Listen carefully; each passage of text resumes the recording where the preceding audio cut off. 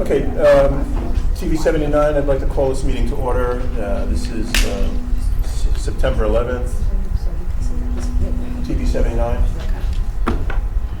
I'd like to call this meeting to order. This is September 11th. This is a regular meeting of the Pear Beach Building Committee.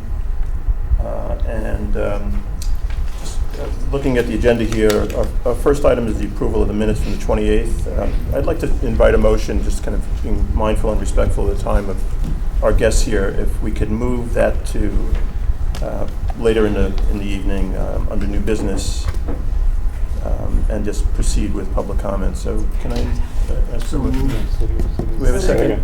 All in favor? Great, thank you for that. Okay, so the next item on our agenda is public comment, and at this point I'd like to invite any members of the public if they'd like to make any comment, and please state your name. Vincent Argabo. No spelling right now. No, I have it. Thank you.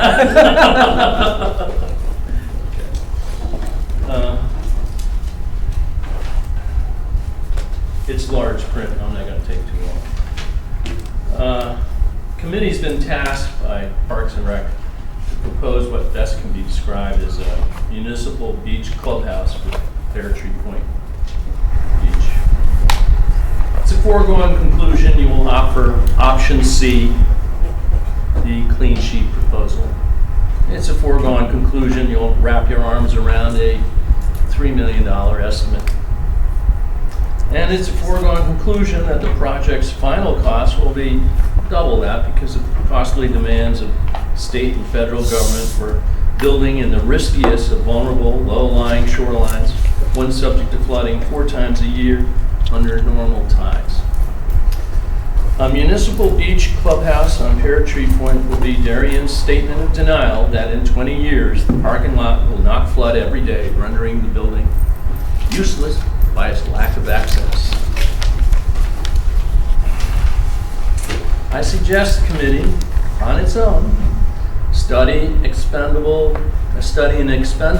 plan, low-cost refurbishing of existing buildings, the building of extra decking to improve the beach view experience, and make it more available to residents. Then the committee should propose both the building plan and the refurbishing plan to Parks and Rec, and let them reassess the political viability of a municipal beach clubhouse, sure to be resisted by neighbors, taxpayers, planning and zoning. P&Z, don't make any assumptions that P&Z is going to be helpful in any of your requests for let's say a variance. The town's Nature Conservancy will probably get in on this. And then finally, Hartford's Democrat state officials will end up deriding Darien's Republican hubris, probably from having too much money. That's it.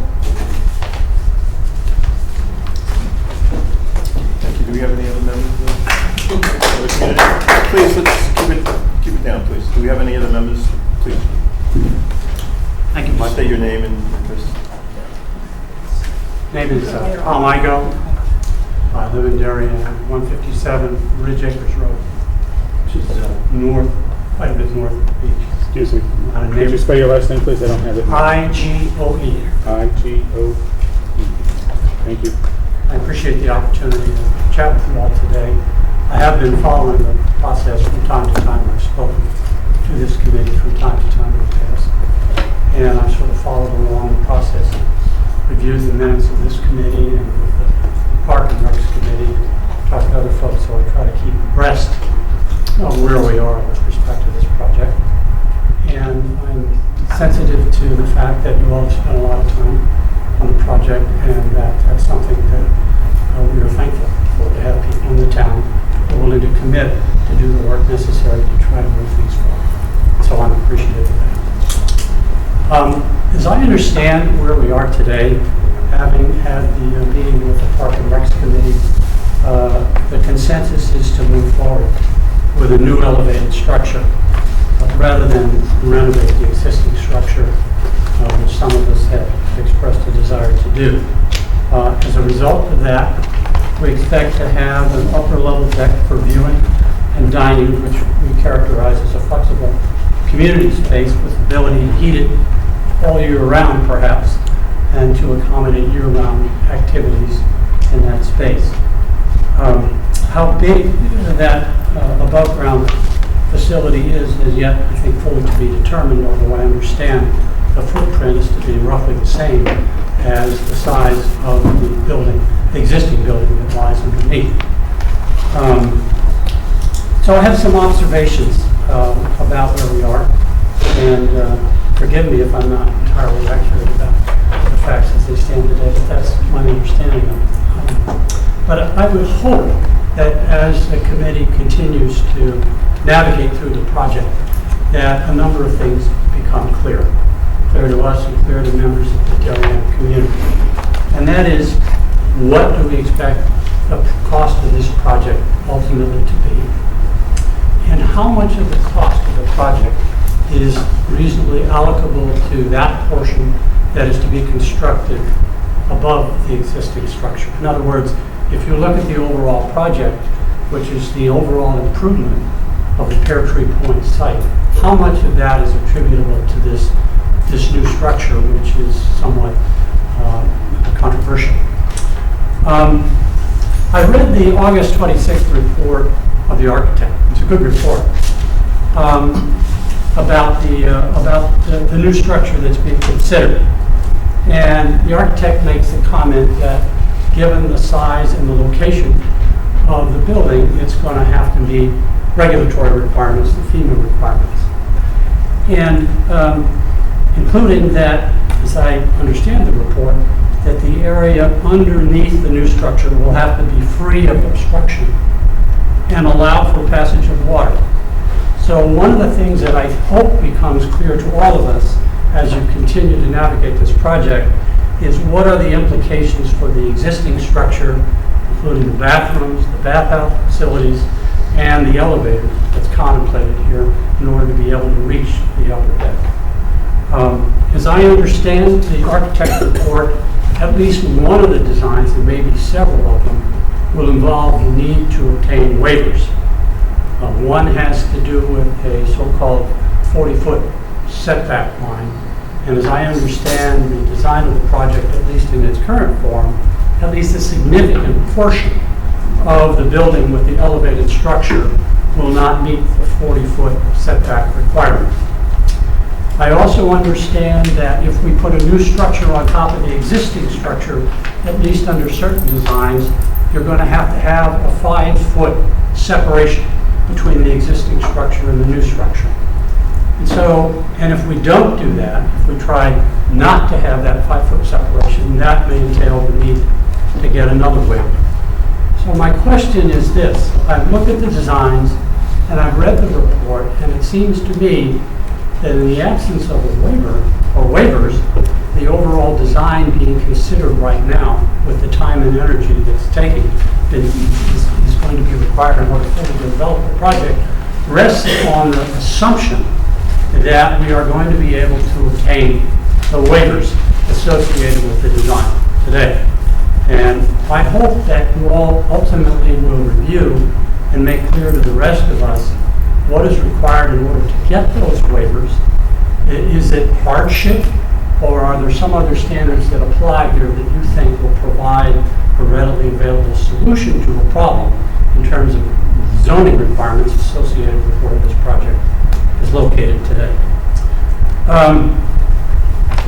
And connected with that is a comment that I would urge this group, if you have done so already, to have very specific discussions with the Connecticut Department of Environmental Protection regarding this project. My understanding of DEEP and its approach to projects like this is that they are a difficult agency to deal with, that their requirements are tough, and I think it would not be a good thing to pursue a project to a point where you think you've got what you need, and then you find out that the requirements of DEEP would require significant changes, either to the location or the design of the project. Lastly, I want to emphasize this. I'm just one citizen in the town of Darien. I appreciate what you all are doing. I've lived in this town for 40 years. I live up in the North Country. I am not a neighbor. I know some of these folks, and I am sympathetic to their concerns. But I'm not speaking to you as a representative of the neighbors in the community of Pear Tree Point Beach. We've lived here for 40 years. We have enjoyed the beauty and the scenery of this area and the fact that it has a natural setting that so many people have enjoyed for so many years. And I hope that in making the decisions that you need to make about the nature of the design and the overall cost of the design, you continue to take into account the need to preserve the beauty of a space which may change over time by virtue of climate change and the fact that it is inevitable that the water that we see in the beach today will only rise in the future. Thanks very much for listening to me. Thank you.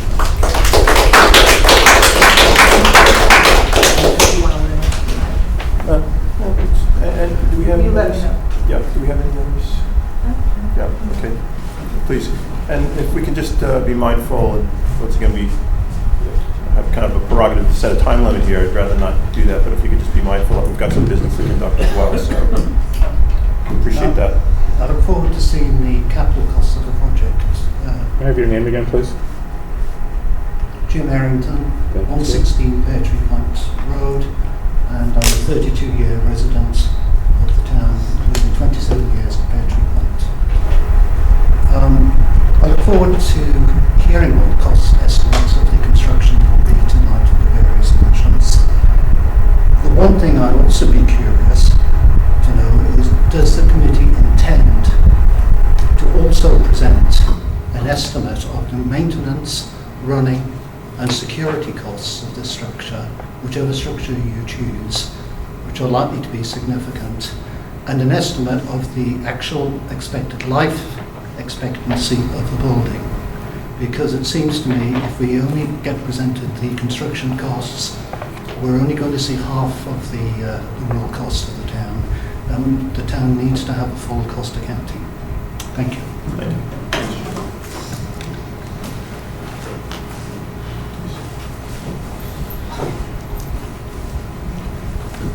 Bridget Whitney, 31 Beach Drive. Thank you.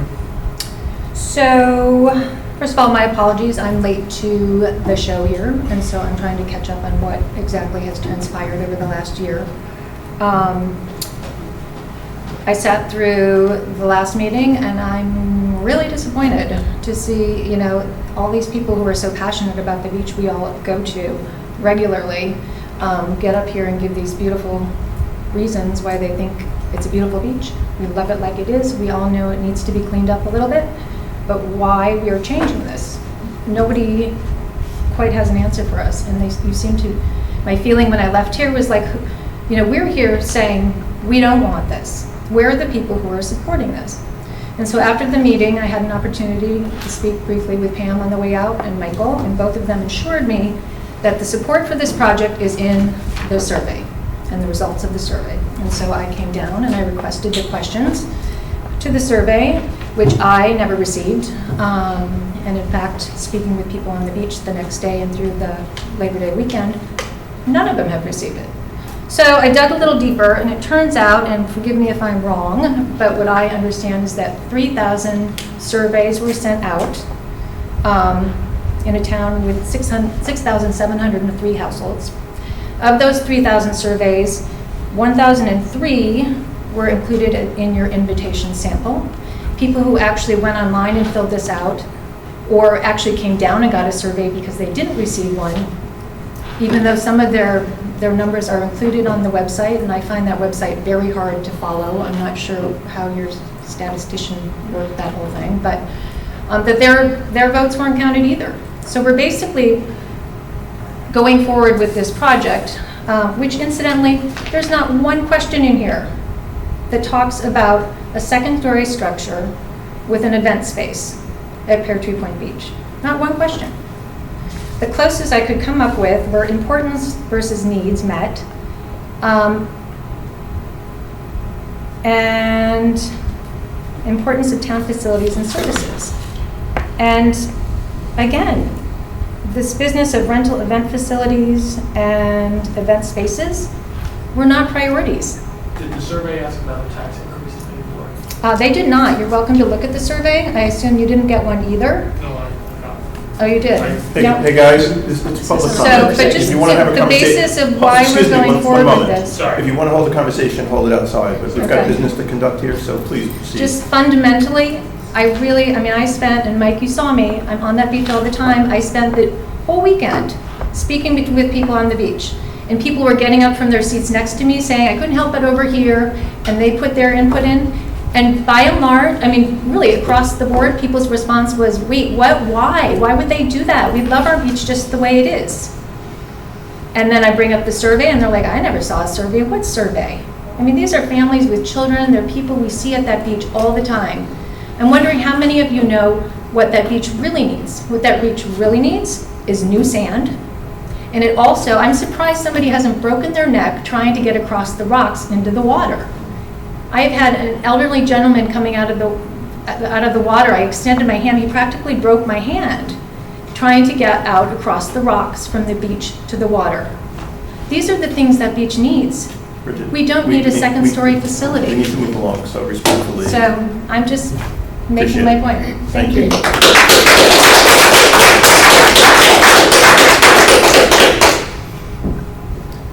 Any other public comment? Thank you, guys. Thanks very much. Okay, so at this point, we'll move on to the next item on our agenda. And Neil, why don't I turn it over to you and Dan? And Okay, so I'll have to start with Dan again and have Dan go over some of the parking layouts that he's been working on since the last meeting in response to comments that we got from the committee. So after last meeting, we back and started looking at specifically the parking area. We talked last time, those that weren't here at the meeting, about I'll call the buffer zone, which is the space between the edge of the parking and the beach. Just to get a pointer here for a second.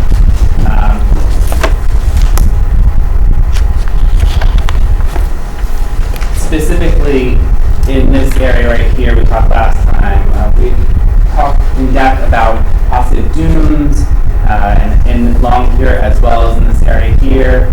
We came to suggestion that that area could be put back to beach, and then as need arrives in the coming years, that could be constructed as dunes. But for now, we could leave it as a beach space and see how the beach evolves in time. If you looked at, this is the same concept you saw last time that has 179 stalls in this configuration.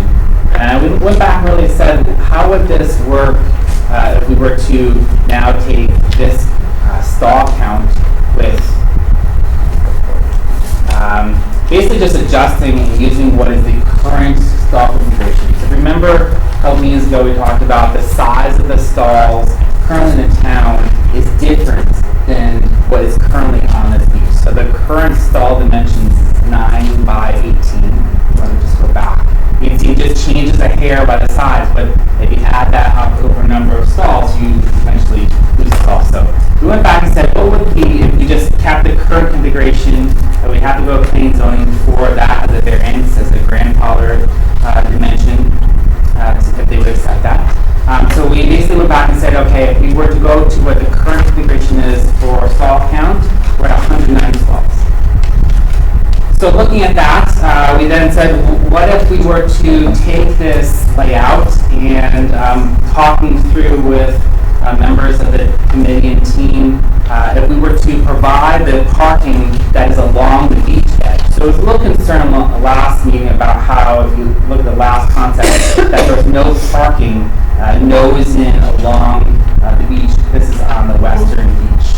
So we went back and said, okay, if that's fine, how can we make this work? So we went and kept this edge, this dash line here is the current edge of asphalt, the full dash line right here. So we're actually adding more beach space. We then took what that previous area was defined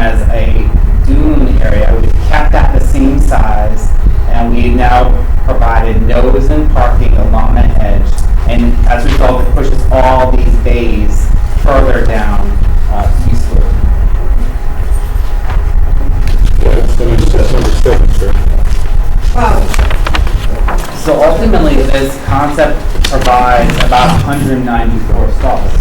So we actually gain stalls by going to this alternative, just by shifting the spaces. So this is current configuration is the 8.5 by 18 dimension. Yeah, so if you imagine if we were to do approach number 8, and it was a 9 by 18, we lose a couple, maybe a stall per each row, so maybe we're down 28, 26 approximately. So we basically went through that process just to see getting to a configuration that was discussed at the last meeting to provide nose and parking on all sides of the parking area, keeping the bays so most visitors would come in, approach, park in these stalls, loop around, pass out of the park area. What this, the negative of this is that if you go back to the original scheme, if you notice right here, this is a fairly large aisle, and that's where we made up the space. That's now a typical aisle, I think we have at 26 feet from edge to edge, so it pitches. And what that does is if there is both the trailers, really it's going to be more challenging than it is right now. I don't think that voters specifically are coming here when there's a full house of cars, but if they were to come in and look at parking on this shoulder right here, it could possibly be more challenging. We need to relook at that because some of the voters are coming in on a tight situation. So they may not be coming in when the beach is in heavy use. Yeah. Which is good, which means that they would have more movability within the parking area that's not consumed by automobiles. But you still need to allow for, regular space so they can, depending on the tide situation, Sure. So, nothing to do with the ramp. It's the storage of the boat on the back of the car. No, I'm saying the time Oh, the deck. situation will improve. Yes. So Make it more appealing they to come may and actually Soft cards. sure. Good point. more frequently. So one way is to widen this aisle here for better boat storage, is that we would then push these stalls back to make this width. We'd lose a couple stalls in each bay, so maybe we're down to 180. I'll have to look at that closer, but in general, this is the scheme that I think is most desirable for the parking area, or recommended for the parking area, that it could further advance. One other comment. The last tree on the top left-hand side, closest to the fuel dock area, to the right side, might have to not be there. I gave some pictures to Mr. Seguero at the request of the Darien Boat Club, and the way they actually unload fuel at that particular space. They have a length issue with the cable that goes from the truck to the tank, which I believe is something like 20 feet. And to add a second section to that is environmentally not a good idea. And if you look at the pictures, it's literally like inches to spare. So. Remember, this is a concept, so we're by no means to the end of No, I understand. every tree and plant, but But I was impressed and awed at the length of the tanker that came in to the parking lot, and the skill of the driver. I mean, his tire was like 2 inches from the curb, and he had this, large tank or large hose that literally fit just perfectly.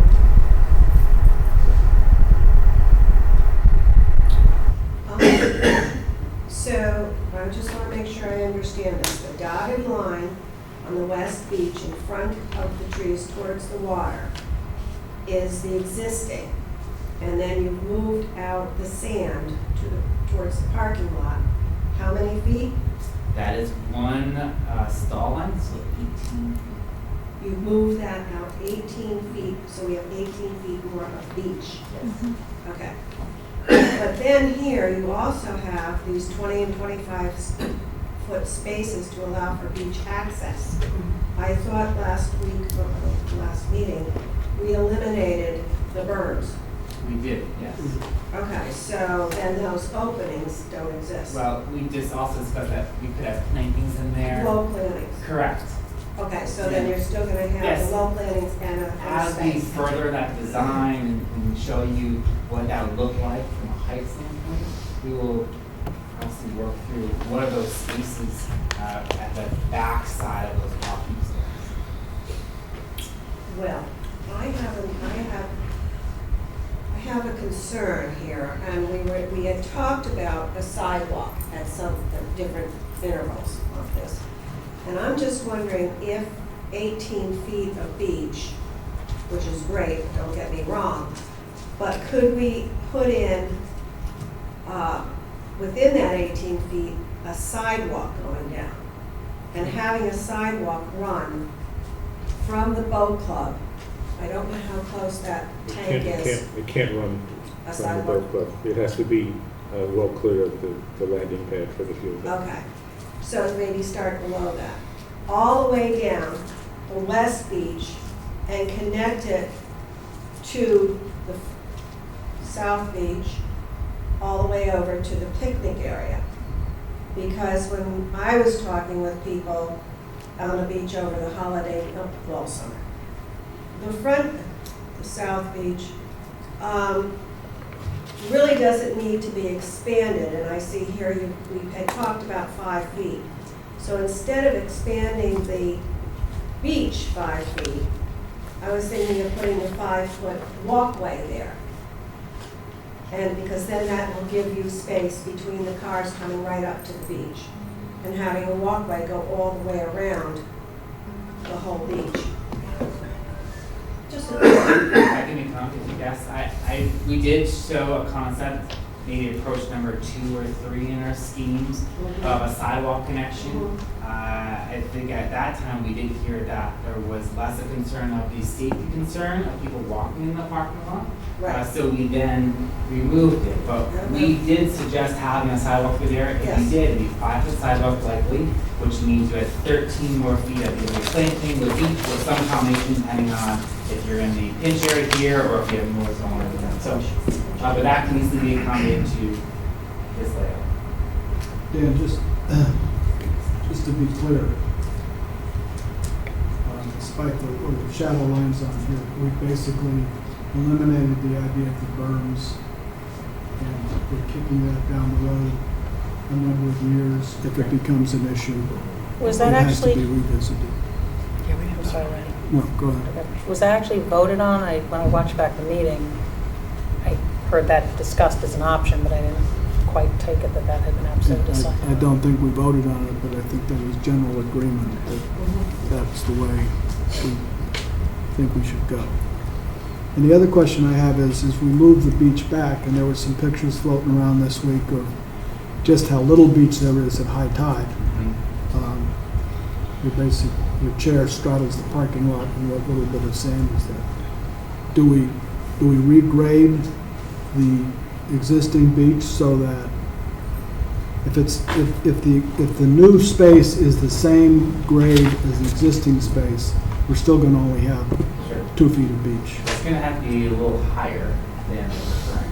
Obviously, the tide rises and hits an elevation. So if you're flat with that high elevation, it's going to This would be the same situation we have now at high tide, but by recontouring a little bit, we can correct that. gain 10 to 13 more feet Yeah. of usable space. Okay. Mike? And the only thing, the observation I would have, and I did, watch back the meeting a couple of times actually. And, on one hand, my impression is eliminating the berms now, leaving space was because of many of the discussions we've had. On the other hand, as I was taking notes in the public comment section this evening, I heard flooding is a foregone conclusion. I heard waters will rise. I heard priority should be keeping sand in the beach. That's what the berms are meant to address. So on one hand, I'm hearing public comments saying we're not being listened to. On the other hand, I'm hearing that that's what the berms are intended to do. So I just want to put that out there. I personally think we need a coastal engineer if you're gonna discuss putting berms back. I mean, we don't know that that's the solution to keeping more beach on the sand. In fact, if you have openings and the water's rushing back from the parking lot, you might create erosion on the beach. That was where you don't addressed at the have it. meeting. Rochelle talked about that specifically, and she said, well, am I mistaken that that's her profession and that's what her Yeah. expertise She's not a is? coastal engineer. She's a landscape designer who has dealt Sure, with she's a restoration landscaping on specialist, the so- coast, but She's a restoration specialist. She's working in these environments. This is what she does, Martha. So, she's not If a I coastal could engineer. try this, though, I mean, I guess in the spirit of kind of working against the objectives that were set by the commission, going back to that objective and reminding ourselves, I think that objective was to kind of establish some type of device to keep sand from washing up onto the parking lot. Now, we know kind of underpinning all of this is kind of the goal to work towards building greater resiliency on the beach. But if you look back at that objective, it was kind of focused on, I think it's one of 13 objectives or however many, focused on keeping sand off the beach. So, if we go back and we talk to, off the parking lot, if we go back to. We want sand on the beach. Right, even more sand on the beach. But if we go back, we chatted with Jim, chatted with Ian's guys, and, it doesn't appear as though, it seems to a few of us that berms are a bit of a kind of an extreme response to the kind of the problem that we're trying to solve for, which is just keep sand off the parking lot at the moment. But I'm also hearing the public saying that their concern is the flooding and the water rising. So So today- I just want to Yeah. make sure we're all. And I the understand same- your point. I think the the same point line. you're making is, here's an opportunity for us to kind of reassert that we are paying attention, I think is the point you're making. People are saying that's what they're concerned about. And I think I think the position the committee, I believe, came away from the last meeting on is one of the decision not to install berms, but to expand the beach does a few things for us. First of all, it creates the opportunity for us to build beach, which may be a once-in-a-lifetime opportunity that very few towns ever get to do. So by expanding the beach 18 feet, we're adding to the resiliency of the beach by regrading to Randy and Dan's point that it would appear as though that's creating greater resiliency. And then I think what we reflected on with Michelle's help is that by kind of creating that additional apron, if you will, or buffer, it doesn't preempt us from going back when the need seems to be more acute and installing berms. Because we will have already done a good portion of the work that's required by kind of extending the beach to go ahead and install berms. So I think where we came away last week is not kind of in contradiction to what you asked, what you're kind of raising here and what we're hearing. I think what it complements it by saying, okay, we're positioning, we're mindful, we're putting the town in a position where we can monitor over time. It doesn't appear that that's the acute issue that exists at the moment. We can solve for the problem, or at least ask, and it may be an inconvenience to Pam's folks where they're going to have to continue cleaning sand up off the beach. And I think some of the feedback, off the parking lot, some of the feedback I think we got from Pam's folks is that oftentimes the sand that they're cleaning up off the parking lot has nothing to do with high tides or tides at all. It has to do with just kind of the normal wind blowing sand onto the parking lot, or kind of sand being knocked onto the parking lot from people, traversing back and forth. So I guess I would simply sum up by saying, I don't think, once again, that the decision not to install berms at this stage is at all in contradiction to the concern here. I think it complements it. I think it's a bit more thoughtful about how to approach it, because I think it's not entirely clear at this moment in time that we have that problem that we have to solve for. And what it does for the town in the interim is it gets us another 18 feet of beach potentially, as opposed to something less if we were installing berms, because at the base of the berm, I don't know how many feet we're talking about, Dan, it's 10 feet. So we're presenting the town with the option of much more, usable beach space at probably, at the area of the beach that's really the kind of the narrowest. So I hear what you're saying. I think it is a good moment to say, yeah, we are paying attention, we are listening, but I don't think it's at all contradictory. I'm just observing in reaction to the things I wrote down. Yeah, no, I this evening, appreciate that. specifically. Yeah. Specifically. Just to emphasize, some of what Rochelle had proposed was some vegetation Yeah. planted along No, the no. edge, low, to help To keep the help. sand Yep. from coming into the beach. We're not going to stop the water from coming into the beach. We also, Parking parking. Uh, And I think we've also pretty much confirmed that the one storm drain that's there Yep, is a lot of the problem. yep, I'm aware of that. That is probably fixed with a check valve. Yep. Yep, I'm aware of that. I mean, frankly, wouldn't you say in essence, if you put vegetation in, you raise the level slightly, over time, you will be creating dunes naturally, in some sense. That is a means of creating dunes. Yep, that's interesting. Are you saying you don't want the vegetation? No, I'm just making the comment, it would be a natural, it may, depending on what happens, it could result I think your point is over that, time in dunes, or it may not, I don't know. But- yeah, the vegetation creates an opportunity for the sand to accumulate Yeah. around the base of the vegetation. That's right. Okay, any other questions? Hi, Tom. Just a couple of Tom, I things. need more. On the map, paver plaza with picnic furnishings, how does that compare with the current picnic space In terms of the size, size? it's similar in size. What you see is not the final design by any means. And actually, last meeting we talked about that it's not just pavers. There would be areas that would be sand. Okay. So for accessibility reasons, we have pavers to give access around some of the picnic area benches. But others would be just straight sand. So it's Okay. about the sizes now, but we'll Okay, kind of okay, refine that. that's a good answer, thank you.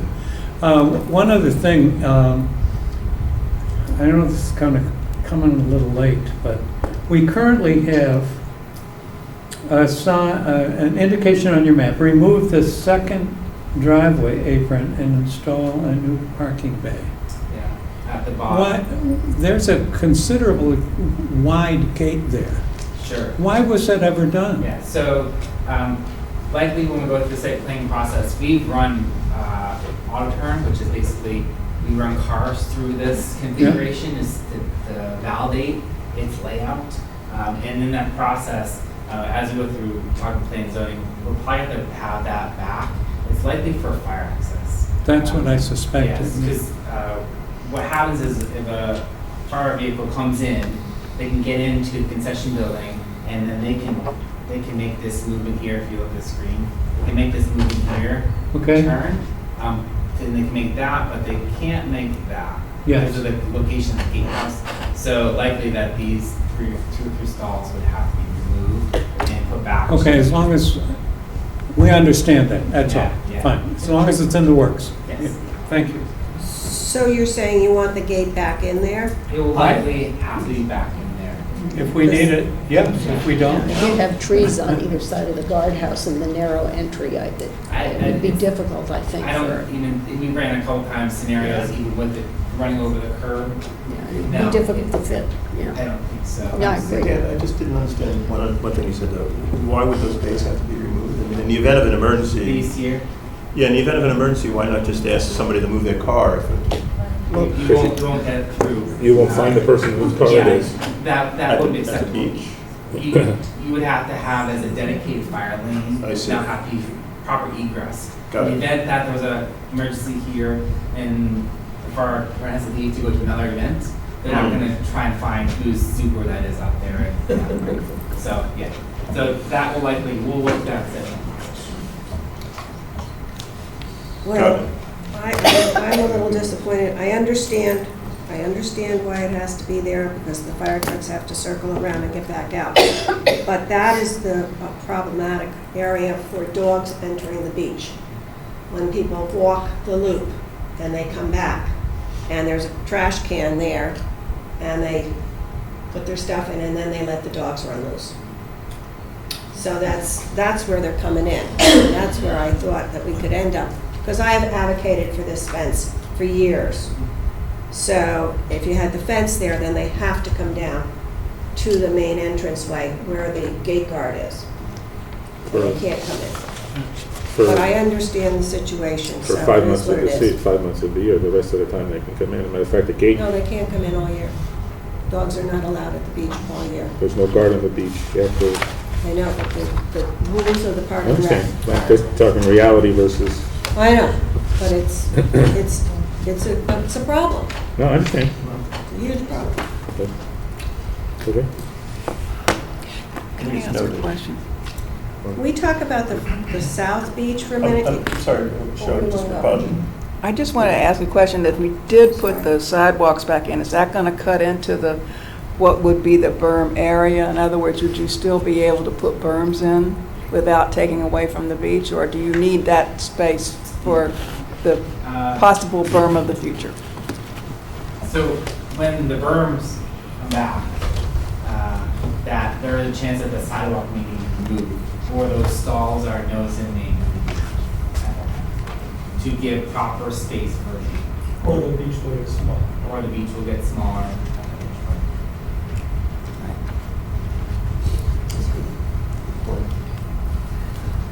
That's on the back beach, on the west beach. Yes.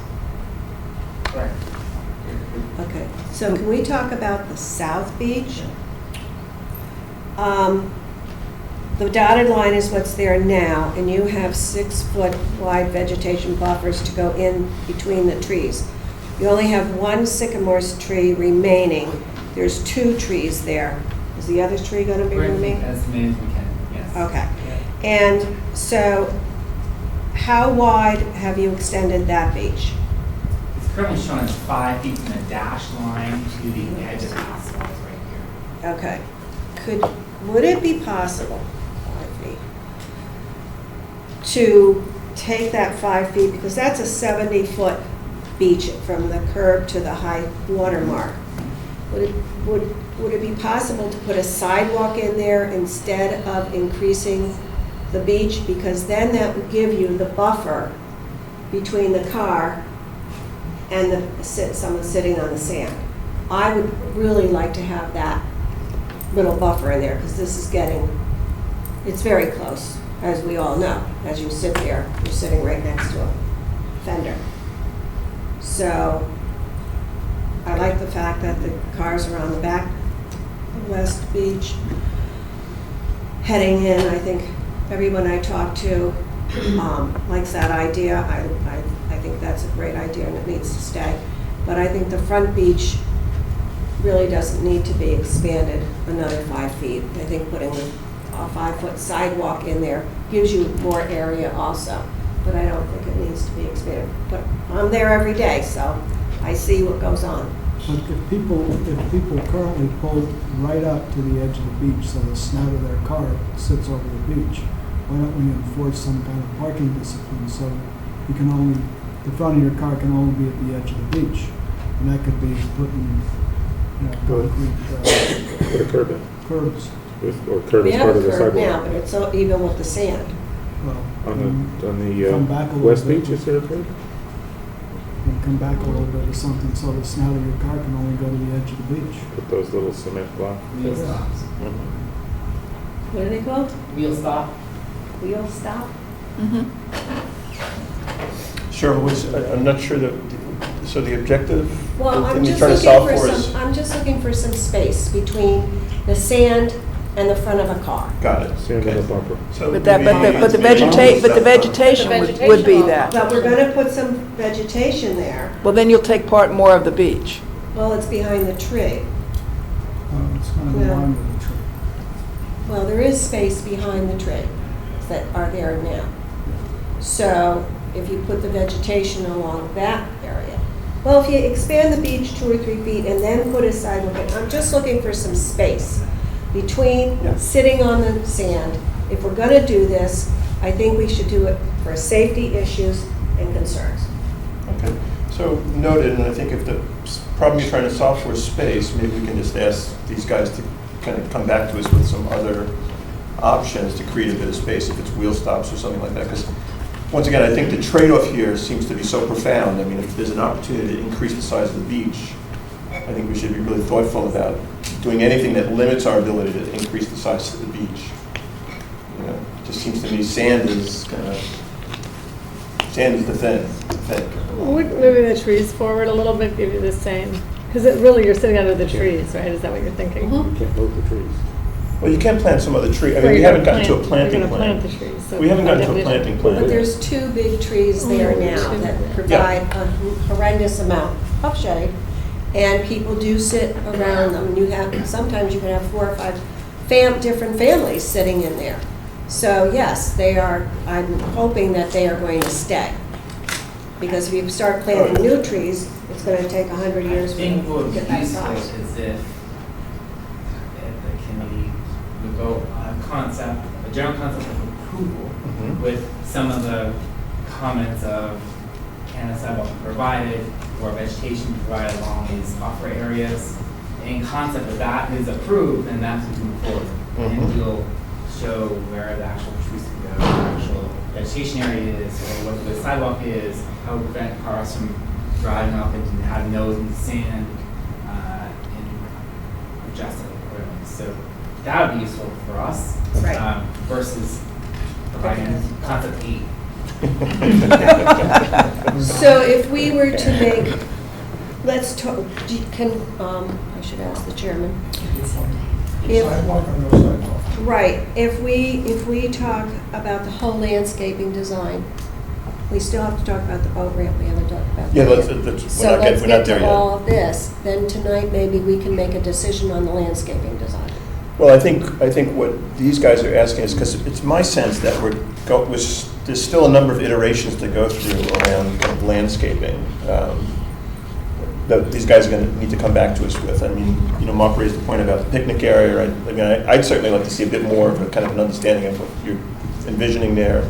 I'd certainly like to see a bit more in terms of trees. So, but it does sound like, Dan, you're saying it would be helpful if some of these key elements that we're talking about, we can give you direction on, like sidewalk or no sidewalk, right? So, I don't know, co-chair, if you think it's appropriate to maybe kind of ask for a motion to, We can. or a sense of the committee we can here. Get a sense of what the feeling is about sidewalks. I think I think there needs to be more of an agreement on what you're trying to accomplish with a sidewalk. You're just trying to create, are you trying to, because you want sidewalks for people to walk on and traverse safely, or are you just trying to create a separation between cars Both, and because people walk in the parking lot a lot of the times to get to get to the concession stand, and they'll walk in the parking lot rather than being able to walk on the sand. There's people that push, like this weekend, there was a girl in a wheelchair and a woman on crutches, and the woman has a cast. I mean, there's things that go on down there. And they're all walking in the parking lot. If we have a sidewalk from the picnic area to the building, you could walk on that, and it also serves a purpose as a buffer between the cars and the beach. Yeah, I mean. It's a twofold thing. Yeah, I mean, I'm not A few aware weeks that, ago, for some reason, it was decided they weren't necessary, so I just wanted Yeah. to regroup and Yeah. understand why we took it out and now what the concerns were that Things it have been ended going up back coming and out. forth like a pendulum. Personally, you mean like a deliberation, in other words. I mean, we've already reduced the parking some. I mean, I like the idea of the wheel stops, I don't know, a foot away or something from the curb. I would hate to see the parking reduced further. And as far as people going to the concession stand, well, they could still walk through the parking lot if they thought it was faster than, but people could walk through the beach too. Yeah, I'm not aware that there have been any, I mean, Thank God. others may be, but I'm not aware that there's been any instances of any kind of safety issues. So I don't know. I mean, quite honestly, back to your point about just some separation, I think we should go back to the commission at some point, and maybe I'll just raise that at the next commission. And just, I don't know if there's a no idling rule at the beach, but. There's a state law of no idling over 3 minutes. Yeah, so I think that's an Nothing to do important with thing, because I it. find That's myself a state law. reminding Should have a folks. sign. I sit under one of those trees Yeah. often, that's my place, and I find myself, regularly reminding folks, please turn off your If engine. anybody has their car onto that beach for more than 3 And then I minutes, don't they're remind breaking if I'm state like, law. my back is to the bumper of somebody's car, 30 Mm-hmm. minutes? 3. Three. 1, 2, 3.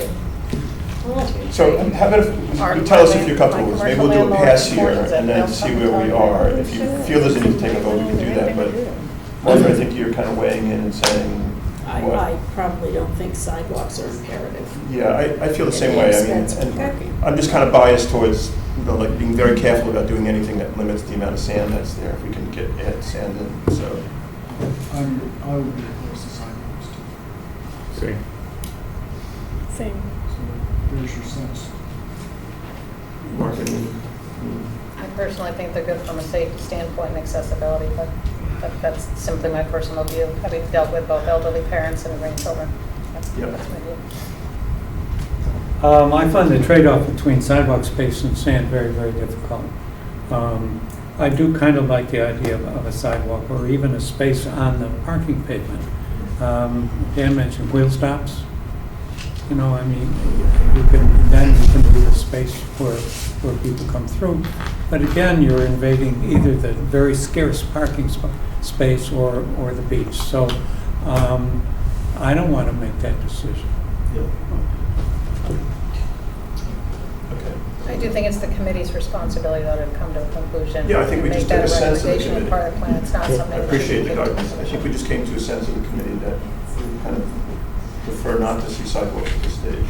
But Cheryl, I'll defer to you if you'd like to inform the vote. No, that's okay. Okay. Okay, Dan, that's good enough for you at this stage? Okay. Cool. Thanks, guys. So, who's got next? Nothing on my end.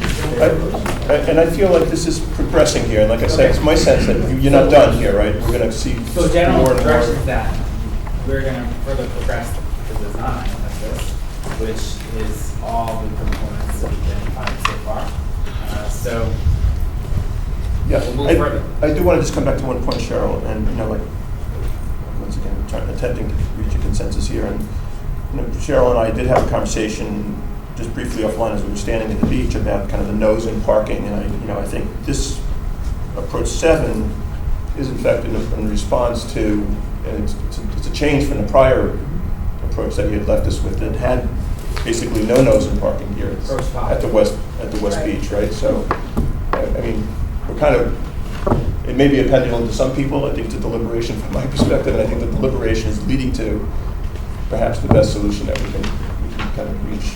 Martha?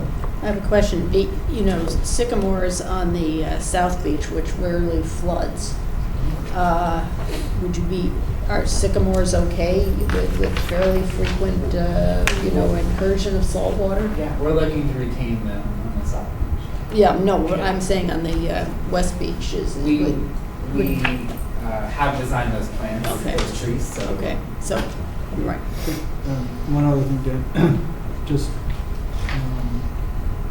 to save some concerns from the public, but just to reiterate, you have a planned meeting with DEEP to discuss this whole project. Yeah. Have you So- confirmed up that yet? Yes, so we submitted, the last meeting that we submitted for pre-application meeting with DEEP, and we'd be next week with them. So we'll have, before next meeting, results from that meeting, the direction for all the various permits that will be needed, whether it's from the boat ramp or for wetland restoration or work in the coastal area. So they basically, at that meeting, will bring all our department representatives to talk through the whole plan. Okay. And if you get a sense out of them in one meeting, that'd be great. Pardon me? I said, if you get a sense out of one Yes. meeting from Yes. them on all that, A small that point, would be the second miracle. a very small point, but I remember in the fall, the director of P&Z said that P&Z did not have jurisdiction over parking at the beach. I don't know, maybe you've had a conversation with him, and now he says that we would have to go for a variance. You might, I remember that conversation. In terms of the. Say it louder, The say it louder, size of the say it louder, stall. please. Quantity of stalls is not the purview of planning, it's through the building official. Oh, the building official, So, okay. but the stall dimensions is, and that would have to go before plan zoning for the variance of the stall dimensions, and it is gonna be actually 8.5 by 18, which is the current configuration layout. Well, I'm just saying that Jeremy, and now maybe you have new information, but in the fall, he said P&Z did not have jurisdiction over the size of the stalls. No, what he said was that the regulations are very specific about how many parking spaces you need for each particular use. Okay. But the beach use was not one of those uses. so it was not defined. Okay, in terms of the numbers. The number of spaces. Okay, got it, got it. But the size of the space is under the Is variance. under this jurisdiction, okay. So that would be That would be another variance application that to we have to the get. yeah. ZBA? So To we need a ZBA. variance for ZBA. that too? Yeah, Well, we don't if we conform to the town standard. but If we decide to get a variance so we could shrink the width slightly to what's existing now, we can get more parking spaces. Right. Yeah. Yeah. And I think, the trade-off here, I mean, I guess, in quotes, we could consider it a hardship, although, it's a judgment call, but I think the trade-off here is the opportunity to increase the size of the beach. That's really what's at stake. And it's a pre-existing condition. And it's a pre-existing, right, essentially grandfather, so I should space it today. Okay. So Neil? Okay, so. Thanks, Dan. Thank you very much. We're moving on to the next. Yeah. We're going to come to a vote. So, last time we did a presentation, we presented essentially 3 different floor plan layouts for the building. And at that meeting, I believe you started as a committee not to have us pursue at this time the third option, which was to demolish everything and build an entirely new building. So you asked us to look at the first 2 schemes, both of which preserve a portion of the existing ground, and then built the new habitable functions up to the base floor elevation, 2 feet above the base floor elevation of 15, so we have that platform elevation 7. As we started to get into developing those 2 schemes a little further, we came to the conclusion that we really wanted to focus on the second scheme for a couple of reasons. One reason was that by eliminating by placing the existing structure 5 feet or more from the new structure, it eliminated one of the variances we needed, so it made the approvals process simpler.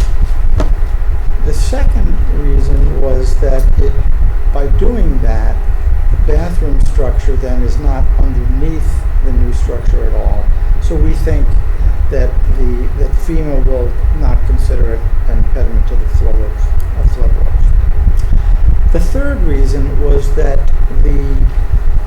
that second scheme had a more compact building volume, so it would be less expensive to build, less expensive to maintain in terms of heating it in the off-season.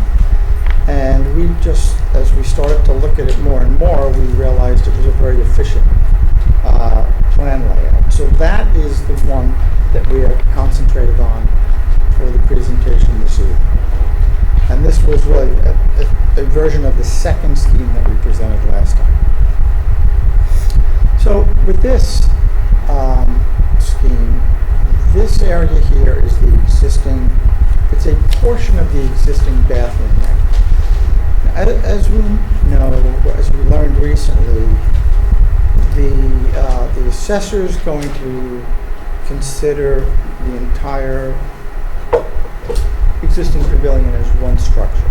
So it's going to be assessed at approximately $200,000, which means that we have about a little under $100,000 with which to renovate this structure. So what we're proposing is to actually tear some of it away and reconfigure it so that the entrance to the women's room is on this side and to the men's bathroom is on this side. So we've actually moved the entrances to those restrooms from back here, where you'd have to come around and get into it, to something that's a little bit more accessible to the beach and more visible from the parking lot. So one identifies that those are the bathrooms. Then back here on the first story, this whole area is really storage. This would be lifeguard storage for boards and kayaks and buoys and that sort of thing. This is first aid storage, which is accessible to the lifeguard storage. This would be police storage. And then this is vestibule that one would enter and then take the elevator up to the second level. So this area here really is the only area that would be designed to be flood-proof. The rest of the structure would be designed with breakaway walls, so that, because this is a flood velocity zone, anything that's located underneath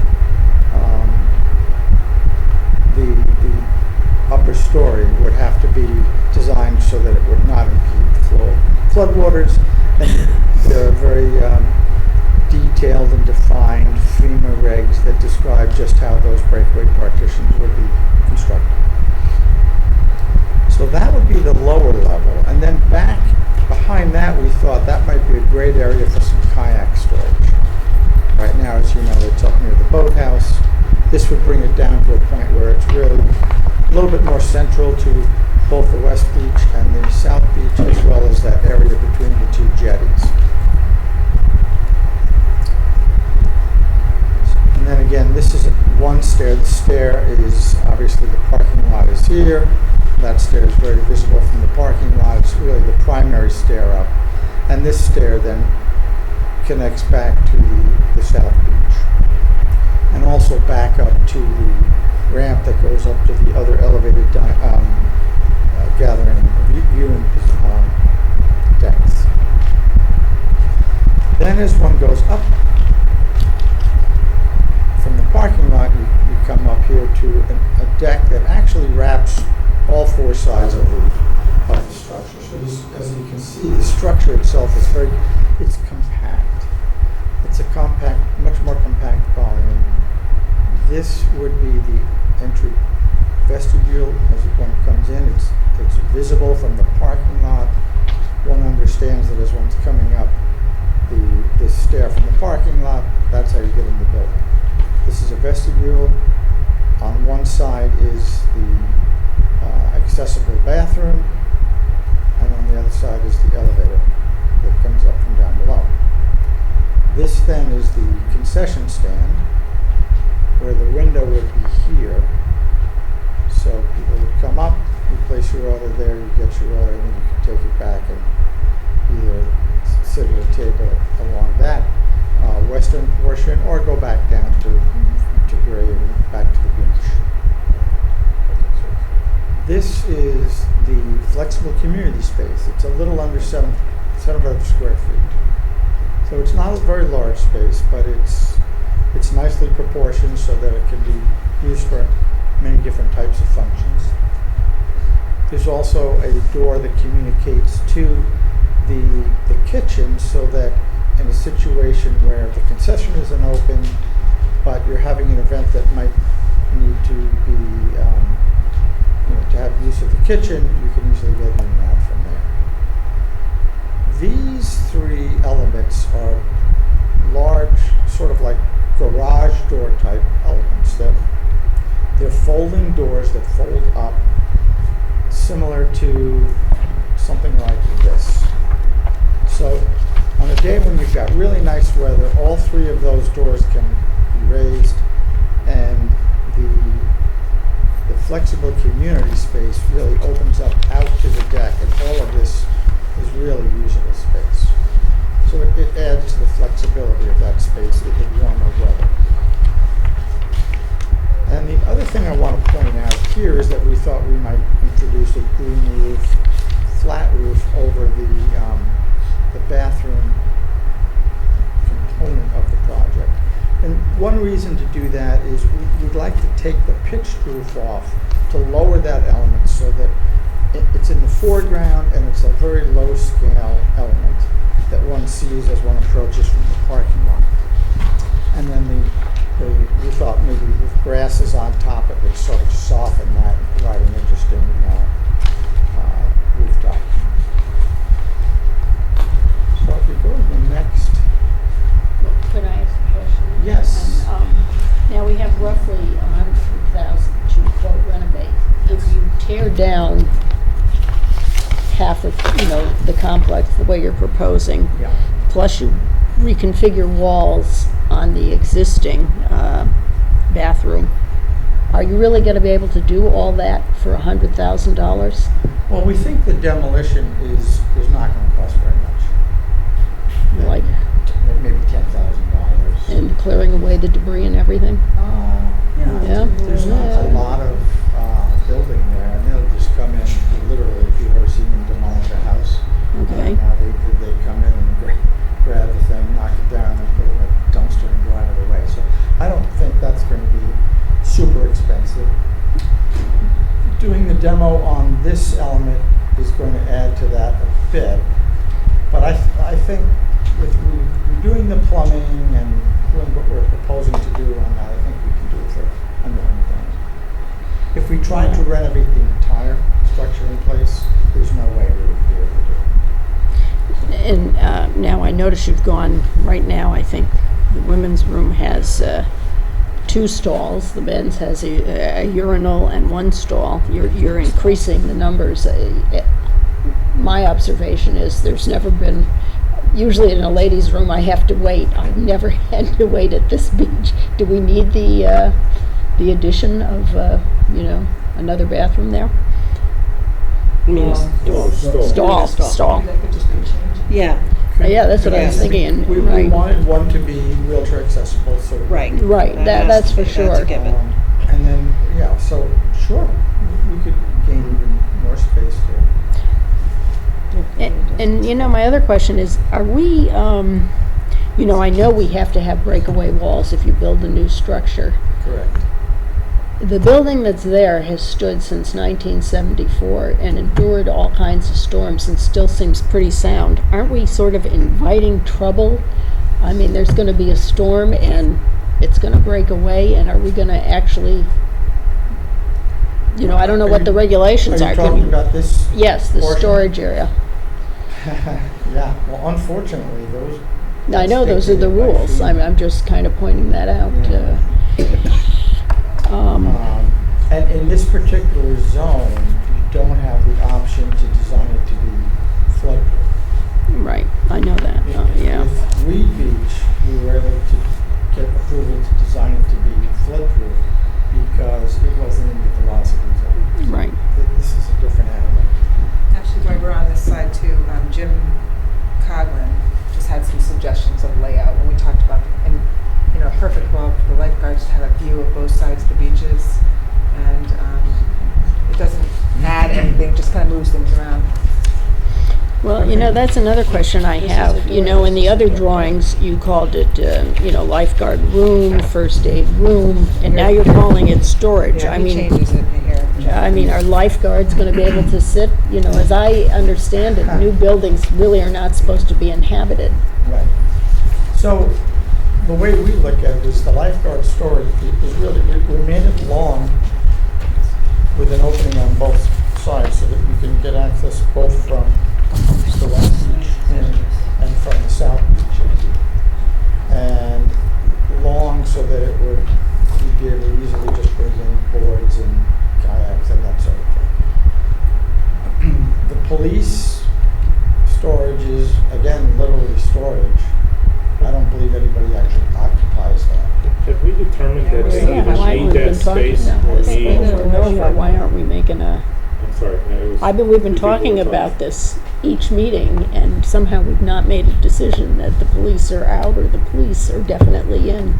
Don't we need to, at some point, we have to? Not out or in, but judging from this drawing here, it's almost the largest space on the second floor. First floor. And I don't know,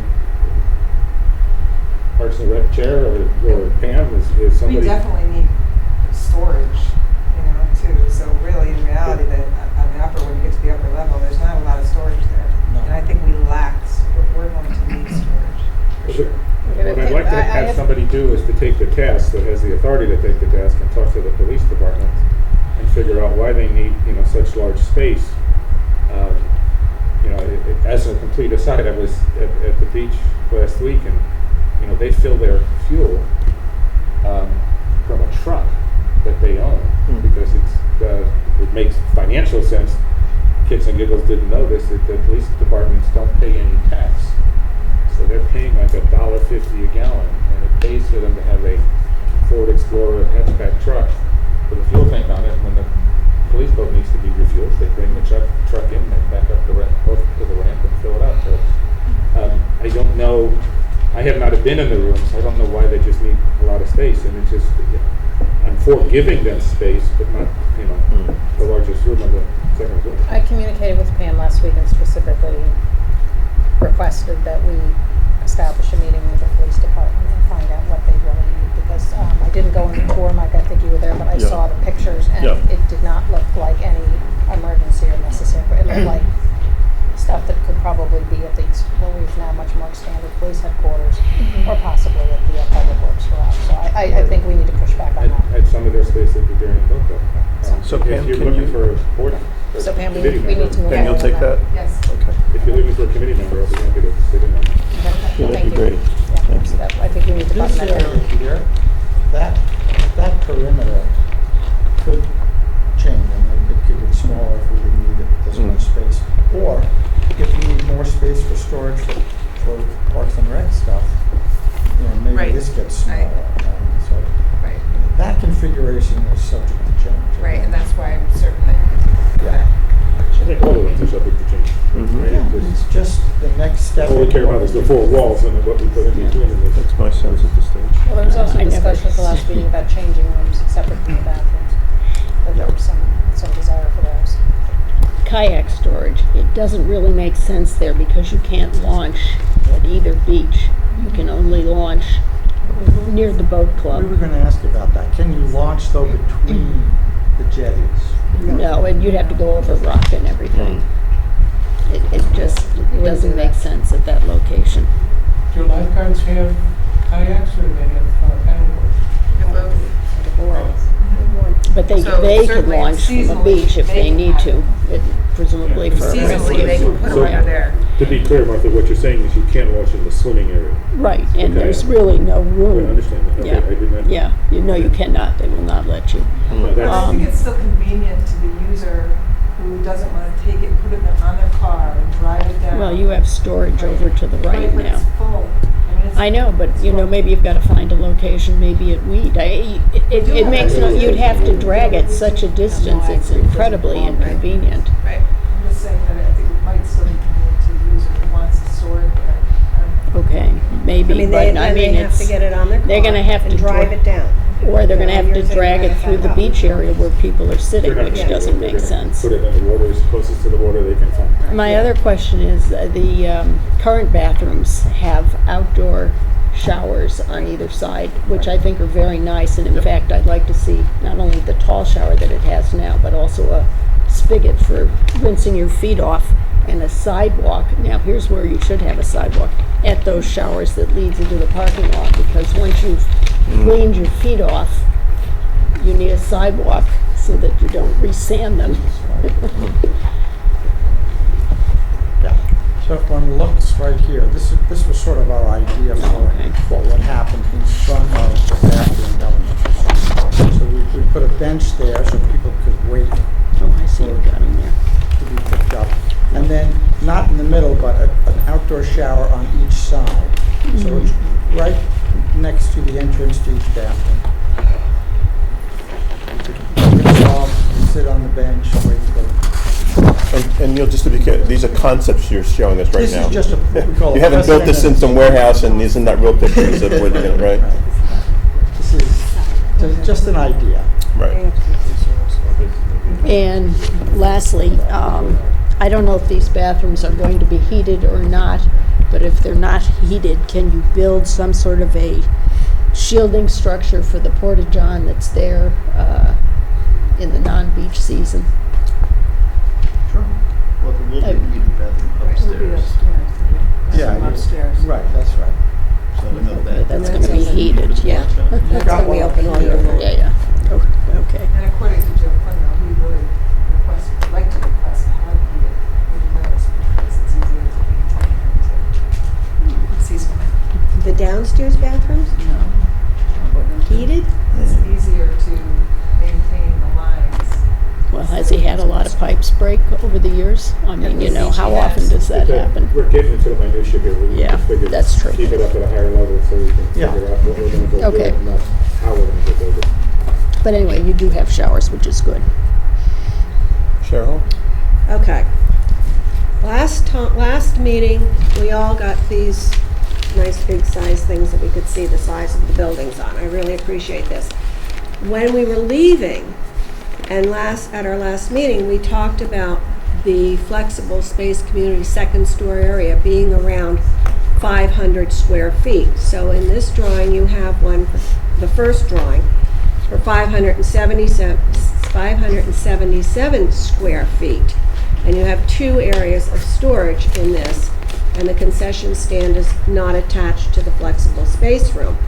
And I believe, Neil, you said you really thought that this was a good plan, and I agreed with you. But anyway, having said that, now, tonight, and then in the second one, it was 615 square feet for the community's flexible space. Tonight, it's 652 square feet. So we're going from a difference from the first plan of 75 square feet to the second plan of 337 square feet. And it seems like it's getting bigger, and we've tried to keep it down around 500 square feet, which is what we had talked about the last go-round. But it's not that much difference, 37 square feet, so it's not that much difference. The problem I'm having is the green roof. So you're off the size of the space Well, now. I just want it out there that it's getting bigger than getting the size that we all, we keep getting different plans, and it's getting So confusing. hold on, okay, so this is one thing at a time. So just to remind us of the last commission meeting, we had a good active discussion on this. And there was a request, and we spent a fair amount of time on it, and I attempted to kind of hold the commission, just as a guideline to the roughly 500 square feet. But there was, fairly vocal request to make that space larger if possible. So the guidance from the commission was, yes, live within the 500 square feet, but if it were possible to make it bigger, not bigger doesn't mean 27,000 square feet, but I think in this case, if we could, and the guideline was, if it were possible to make that flexible community space a bit larger, while at the same time staying within roughly within the footprint of the existing structures, that was the request that was passed along to the building committee from the commission. And I think that's simply what Neil is doing here. He's kind of adjusting things. And I think, by the way, you've kind of made this point a couple of times, so I think it's worth a response here. I think we're likely to see differences in plans and differences in treatments and differences in schematics in every single meeting. So part of it is we've got to keep track of what we're seeing here, but that's exactly what these guys do. It's an iterative process, and we're likely to see things evolving and changing. And unless we say, put a stake in the ground and say it absolutely has to stay like this. The way the process works is that we're hoping to continue to focus it more and more each time. So we get closer. To refine it. We're more refined. So at some point, the changes will be minor tweaks and not larger modifications. I do want to point out that the mechanical room here, which is probably, it could be, 40 square feet, is part of that 652. So really, the flexible community space is a little over 600 square feet in this plan. Well, yes, but it all included, every plan that we have seen, your square footage included the storage area and the bathroom upstairs and the pass area going through was another square footage. So I'm trying to, when I go down to the beach and I take my measuring tape and I try to look at this and try to measure out from this plan, the 10 feet overhang on one side and the 5 feet overhang on another side. And then we come tonight, and I've got that in my little pea brain, and I've got that concept there. And then we come tonight, and now I've got to figure out how much of an overhang we're looking at again, because that's not on here. Well, in this plan. This plan right here, Cheryl. Which one are we pages fast. So can I just ask this, Neil, is this plan that you're showing us different from Plan Scheme B or Scheme 2? It's essentially Scheme B or Scheme 2. That we talked about last week? Yes. In terms of dimensions, right? Yes. But also, Cheryl, the actual space, the community space, is still 572 square feet. The mechanical room is what brings it up to 652 square feet. 26. The 22 by 25. No, that's the 22 by 25 is 572 square feet. Square footage on the previous, on the sheet you're looking at, include the storage space. And this square footage that's given now includes what we call campus storage. So that's apples to apples. Yeah, so it This- includes this area here like that. Right, so this, it includes this. 100 square feet is not very much bigger. It's really, I'm not gonna quibble over it. Yeah, I'm just saying, I'm getting very confused and going from one thing to the other and trying to figure this out by going down to the beach and looking at it. I think I would just have to ask for a little patience from meeting to meeting, because I think we are, I'm just kind of putting us on notice that we're going to see things changing till we nail something down. So I understand a little bit of the frustration there. Yeah, and each, in our defense, I mean, at each meeting, we hear things from you, we hear things from people from the public. We try to listen carefully. I don't think you need to defend yourself from that. No, you don't. I'm not asking you to. The other thing is, and I've said it from the beginning, is this green roof. And how are you going to get up there to maintain it? I don't see a connection between one room and, the whole top floor connecting to that green roof. And how are you going to maintain that up there? Can I ask this? Can I ask Dan, at some point you'll come back to us and give us a fair amount of time on the concept and the topic of green roofs, what they are, what they look like? How they're maintained, what it costs. Again, it's just a concept. It's a concept right now. We Fair can enough. discuss it further. And I think you've explained why you've introduced that to kind of soften kind of the view lines. One thing I do want to point out is that the distance between the edge here and the edge of the deck is a little over 5 feet. So that's how we get away from having to get a variance for the 5 foot roof. Okay. One less variance, a more compact scheme, which makes it less expensive to build and less expensive to maintain. That's why we chose to develop this scheme. So, now we'd like to get into I'm sorry, Neil, one more time. So Martha just asked a question. I'm just saying, in the future, when you do these, it would be helpful, we see the outline of the deck, but it would be helpful to see the actual measurements and how that compares to the footprint. Have you got it on another page? Well, this dashed line is the footprint of the existing building. Neil, I apologize, I have to interrupt you. So you gave us this post the last meeting, in between meetings, and then you made large copies for us with dimensions on it. Right. So I guess my question is, in my little version of this, which is kind of expanded on a large size, are these dimensions applicable to this plan now? Plus or minus a foot. Yeah, Plus or minus a foot? They're not dramatically different. Oh, okay, so then if you can at some point update to these guys' perspective, because dimensions are important here, right? So, Right, so. but just to kind of put folks at ease, directionally, this plan is essentially based upon the dimensions you shared with us from the last meeting, between post the last meeting. The middle scheme, scheme B.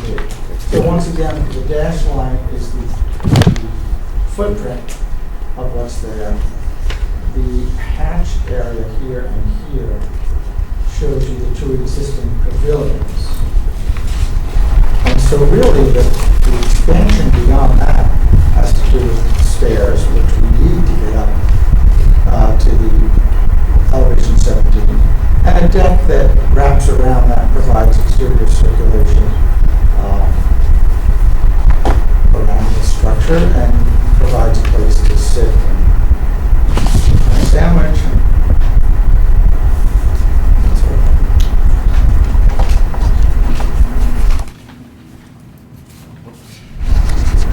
Oh, yeah, I'm sorry. So this is sort of a blow-up of one corner of the site plan that Dan presented, just so you can see what we're proposing in context. So in this case, this is the bathroom pavilion. This is that new parking that Dan's added along the West Beach. We have a paved area that kind of wraps around to the back to here. And then this would be the ramp up to one elevated platform, and then the ramp up to the second elevated platform, which connects the gazebo, the elevation of the gazebo, and then the stairs that go back down to the south beach. And one thing I do want to point out, this is the 40-foot setback line. So, as I said last time, the gazebo and the portion of the existing pavilion encroach into that 40-foot setback. And so we think that that sets a precedent and gives us a good chance of getting variance to do encroach on that rear yard setback. And furthermore, I should add to that, I think if you like this scheme and want to proceed with it, it probably behooves us at this point to submit an application to the zoning board of appeals to get before we get any further along. Because we should know whether that they're going to grant the variance. Do we need to take a vote on that? You have one more page here, right? Well, I have, so this is the site plan. Now we'd like to show you what this thing actually looks like. Neil, can I ask you a question on this? So maybe we'll see some more pages in there. On this 40-foot setback, the existing building is already encroaching on the 40-foot setback, is that right? Correct. Yeah. So is the gazebo. The existing building and the gazebo. So this is our concept. Sort of our first pass at what the building might look like.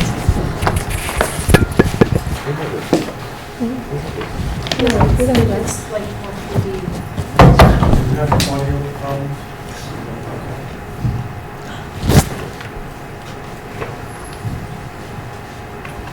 So this shows you the bathroom pavilion. In this case, we've taken the roof off. This is your green roof, as we thought might soften it. It presents a wall that's about 8 feet tall, maybe 9 feet tall, to the parking lot. So it's a small structure. We've shown a bench in front of it. There'll be shower pylons left and right of the bench. This shows the entrance into the men's side, and then this is stair up. We're proposing to clad the existing building in a blue brick. Just a thought.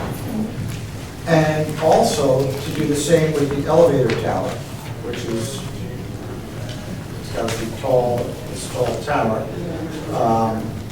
The code will require a certain overrun over the second floor landing.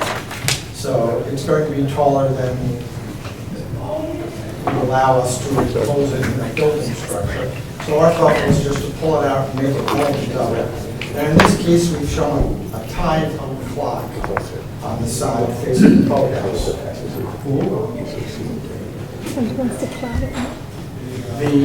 The stair up and the railing would be all cable railing, so it's very light and transparent. It doesn't go on blues.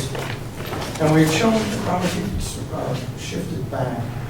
One of the things we chose to do with the roof was to just make it a single slope roof structure so that we could present a very low eave line to the parking lot. Once again, we know people have been concerned about the scale of this thing. Mm-hmm. So by presenting this low eave behind the lower bathroom element really does drive the scale down as one sees it from Pear Tree Road.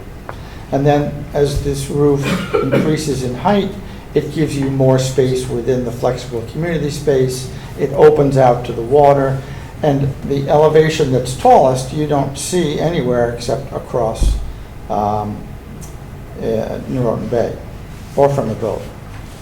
So in this case, these are the doors that would fold up in nice weather, providing access out to a deck here. We've shown a couple of tables here as one option. We also show kayak storage below, and I've heard some comments earlier, maybe that's not the place for it, but it certainly is an area that you could use for something like that. And then as we spin around to the south side, this would be the doors into the lifeguard storage. There would likely be, well, the door to the first aid storage was going to be on the front of the building, but this shows you another one of the doors that rolls up and provides you this great sense of openness between the interior space and the deck. And I think, as you can see also, that by making it a square structure, we really have reduced sort of the apparent size and scale of the thing. This is the area between the bathroom unit and the breakaway walls of the new structure. That would be the doors to the vestibule to the elevator that takes you up to the second floor. This here would be lifeguard doors in this particular layout. I'm sorry, first aid, not lifeguard. And then coming back around, again, bench facing parking lot. There'll be shower pylons left and right. In terms of building materials, we are thinking that the upper portion would be clad in a white cedar shingle that would weather naturally to gray. That the steps and the decking would be either an ipe, which is a very hard wood that is used a lot for decks, that lasts forever and weathers to a nice silvery gray. Or one could install Trex, which is a synthetic product. We would prefer to stick with the ipe because we like natural materials, but we have to see budget-wise how that comes in. Again, the railings would all be metal posts and cable railings with the actual rail itself, rail cap, being the ipe. And then down below, we thought we would clad these breakaway panels in a shiplap horizontal siding.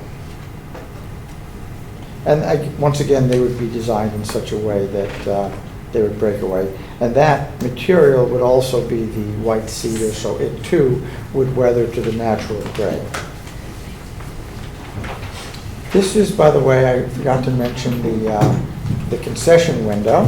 So one comes up the steps.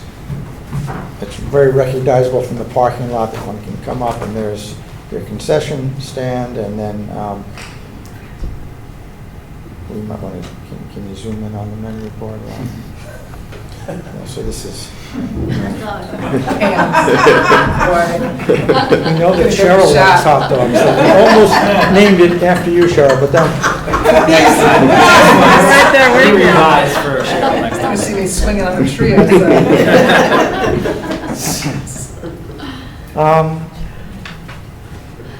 I think that covers everything. The piers themselves, we think, should be made out of a poured concrete, reinforced concrete, sonotube. So they would withstand the weather, and then the superstructure will have probably some steel in it, though it could be heavy timber as well. We haven't gotten to that point. That's it. So that's our first pass at Have you done a slag at a price? I have not. I apologize. I have not yet done that. We wanted to go a little bit further. But it's something that I can do over the next couple of days and email to everybody. Just, just a curious to see what the base point would be. Can you tell me how the height of this building? To the top, to this, top of the slips? Okay, so we know that Height, the actual, this deck is about 9 feet above the grade. This eave is another 8 feet above that, so we're about 17 feet above grade to At the there. low On point. the high point or the low point? On the low point. And then the high point here, this wall ends up being about a little under 12 feet, so that's another, just under 4 feet above that. So then it's 12 feet from grade. So this is 9 feet, that's 17 feet, and then this would be about 21 feet. So 21 feet from the sand, Well, from existing floor, say in the bathrooms. Yeah. from the existing area. Okay, 17. And how does that compare to the current 21 building at the feet. peak of the pitched roof? So, as I recall, we thought that the ridge of the existing pavilion was probably about 13 or 14 feet above, about 13 or 14 feet to the peak of the existing building.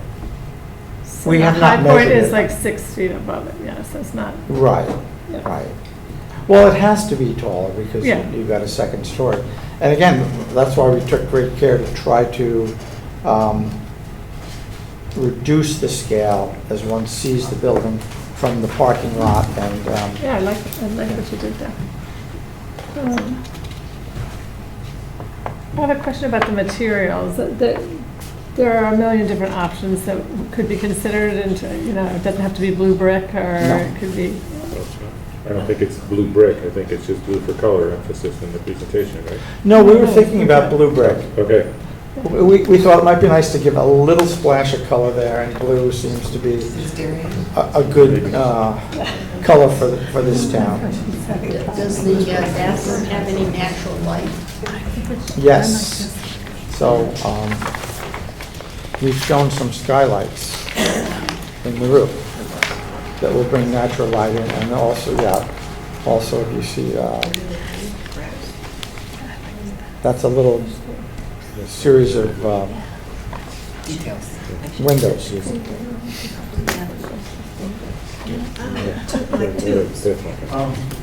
Circular skylights, yeah.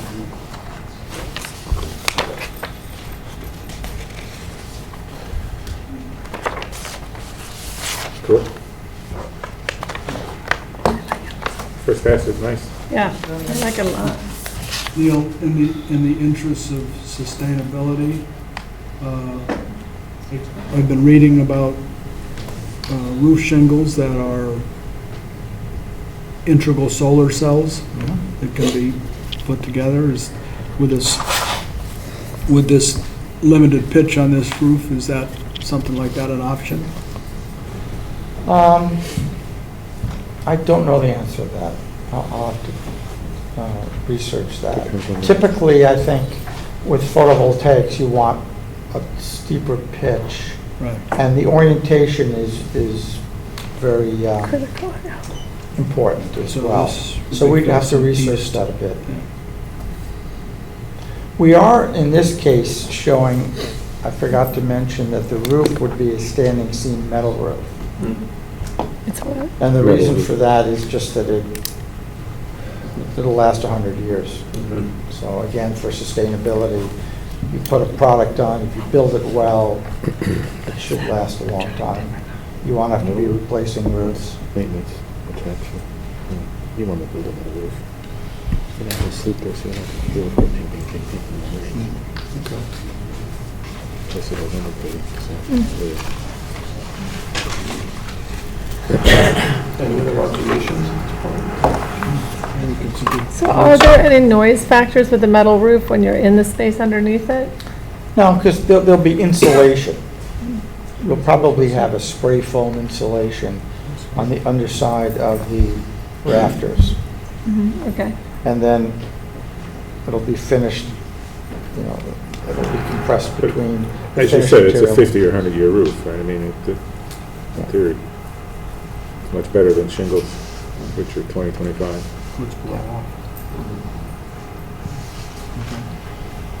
So Neil, the thinking then would be to pick up on your point, float this by the ZBA. The next ZBA meeting, I guess that would apply to us, would be mid-October. That's correct. So it seems to me what would make sense, I think what you're asking us to do is just give you the sense of the committee as to whether or not we're kind of licensing you to move forward with this and present this as a scheme to Yes. the ZBA. And again, ZBA will be concerned with a variance to the zoning regulations. They don't get involved with what it looks like or how it functions. So it's specific to that. And, you know, we have an opportunity, as long as we don't change the footprint, I think we have an opportunity to make tweaks to the building and not have to worry about that. Yeah, so just to kind of reiterate, the purpose of the conversation with the ZBA is vis-a-vis the position of the structure at the site, essentially. And Yes. the setback. And the parking issue. And the parking parking issue. issue. Good point, yeah. Right. So we would go and we'd ask for 2 variances. And now, if ZBA said no, then we would have to move the entire structure so that it conforms, which would mean that we would probably have to move it back into the parking lot, which I think is... Well, we have an existing variance, right? That we're just going to we have an existing variance that we're going to modify? Well, I'm sure that there's a variance, because the building was built after the introduction of zoning regulations. So there must be a variance, and we would have to go in for a new variance because it's a new structure. But I think what we would do is we would mention the precedent of the existing variance. Cool. Can I just ask a question about safety? No. No. No. Diana and here are really excited about it, except the blue brick. Anyway, sorry. I'm kidding. Is there any way, other than, I understand we had talked about the flat roof, and we were questioned about that, but this is 21 feet high, and I understand it's on the west side. Is there any way of lowering that?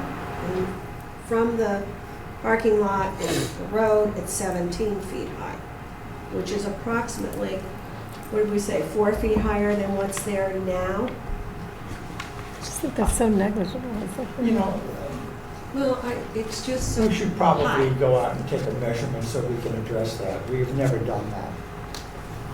And that keeps coming not up, that but It is I don't know. What's the west side? It's just- The point of the matter is that this eve line really has to be where it is. Yes. Low as it can be. It's as low as it can be.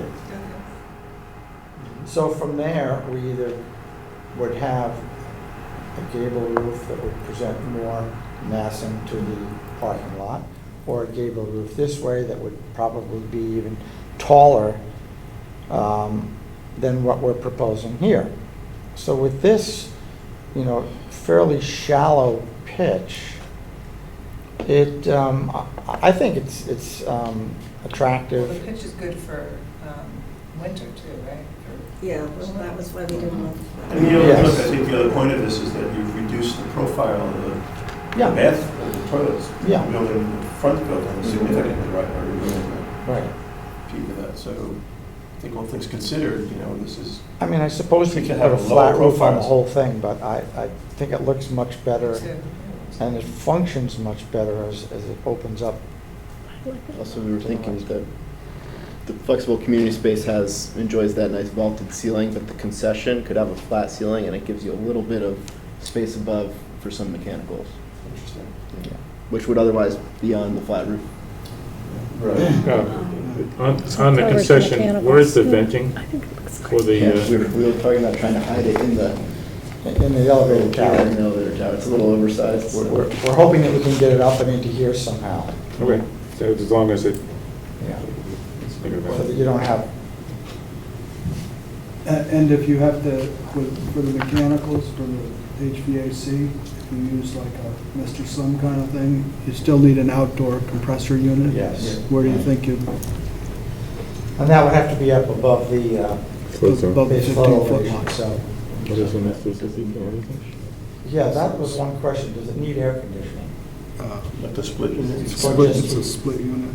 The AC? I mean, the compressor's downstairs. So that's the question, does it need? Randy, we had a question about, does the building have to be air conditioned or is it just heat? Well, I think if you're using split units, you get heat and air conditioning. And it's Well, basi- we it's could basically do a heat unit pump, right? that's heating only. though. There are ways to heat only without needing a condensing unit for air conditioning. That's something that My first reaction is no AC, because if you have AC, it's going to be turned on during the summer, and they're going to open up the windows. So you're going to be heating the outside, or cooling the outside area. Maybe circular fans in the ceiling or something, so there's some breeze going through that space, but I don't think you need air conditioning, my opinion. Is it air conditioned now? I suppose the storage space. I feel that way. I think the breeze is coming through this is going to be pretty amazing. Yeah. Can I ask a question about the garage door windows, just how tough are those babies with the storms? Depends which unit you buy. There are some that are really very well made and will withstand storms and be watertight and all that. Nick has them. Yeah, with their new building. Do you? I imagine. I think they were used at the Tokenie Club recently.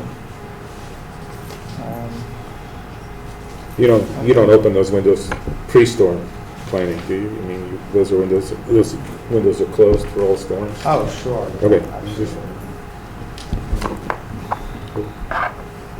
Yes, I do want to address one thing that we didn't show here, and that is places to change clothes. And which one of the members of the audience brought up at last meeting.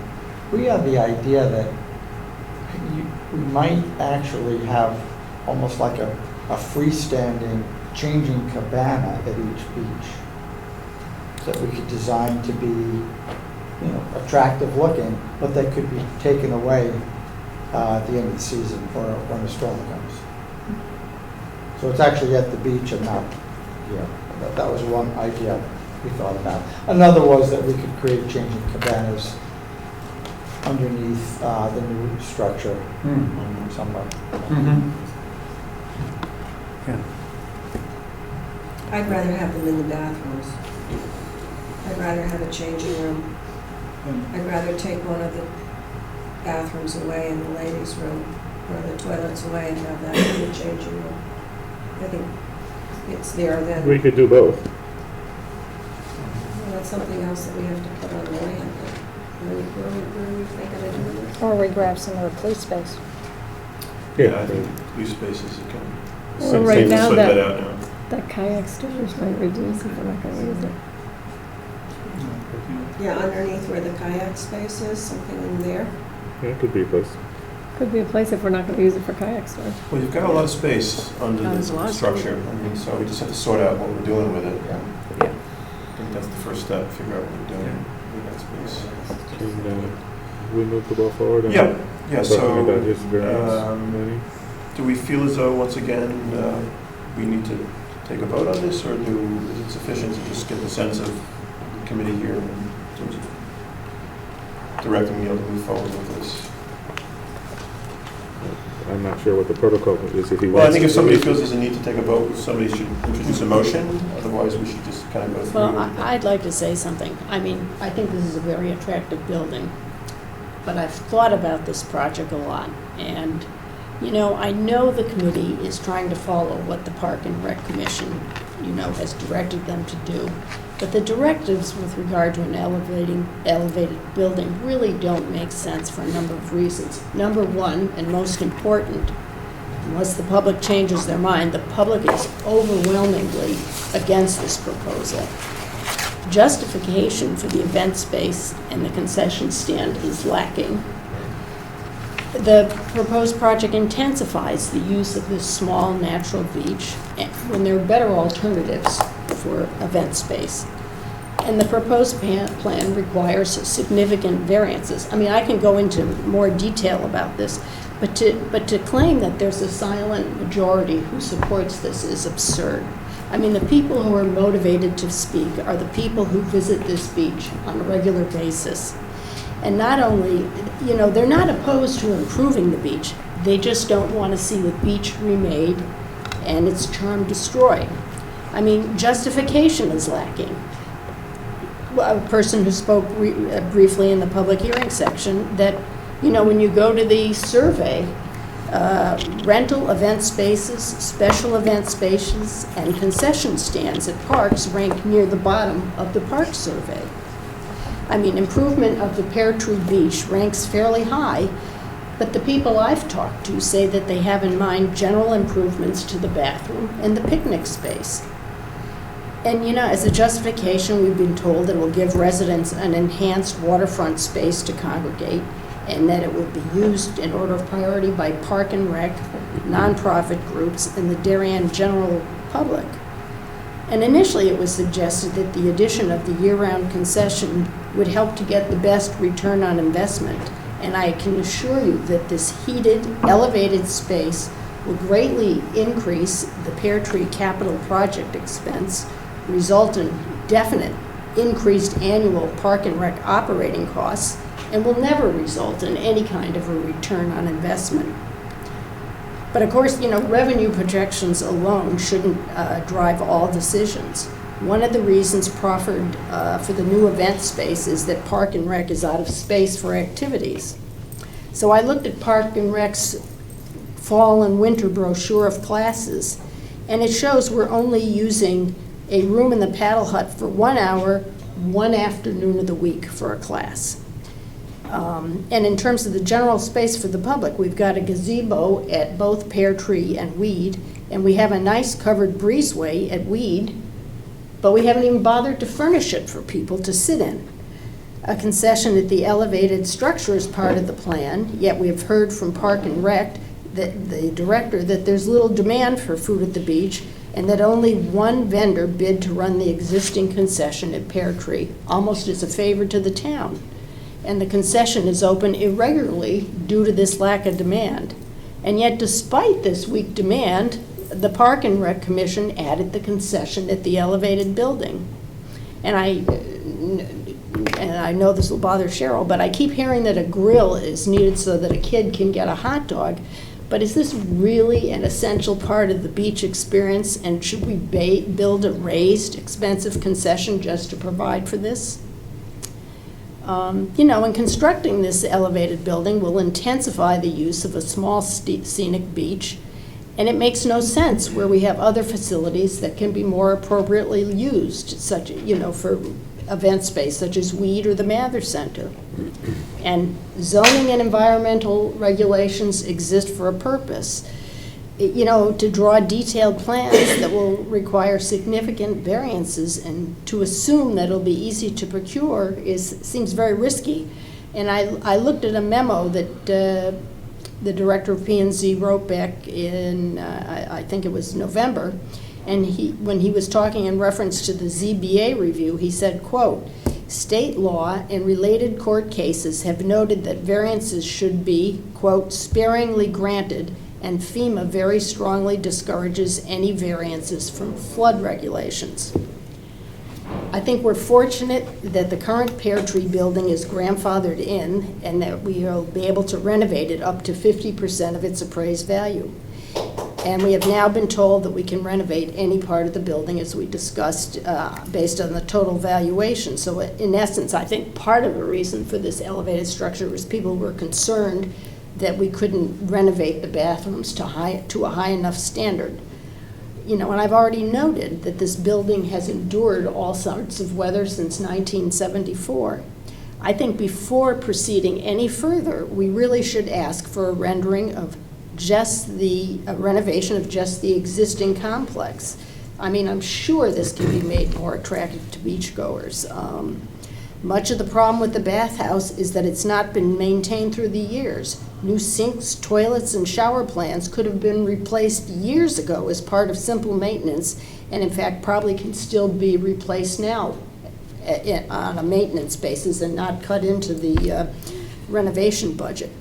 And when the discussion of bathrooms took place, some on the Park and Rec Commission worried that as I said, Pear Tree bathrooms couldn't be suitably renovated.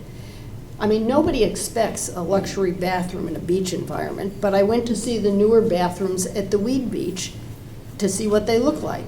There are newer fixtures, but the bathrooms are not dramatically more luxurious than Pear Tree's. They have cement block walls and concrete floors. So I sort of conclude, you know, we need to see a rendering of a rehab.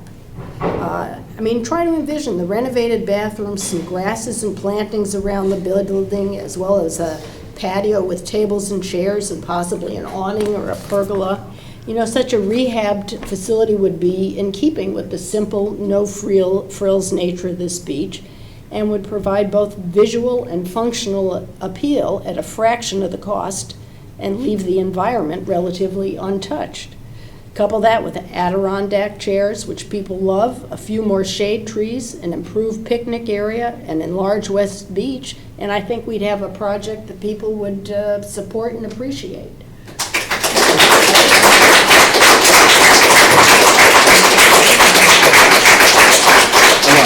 Enough.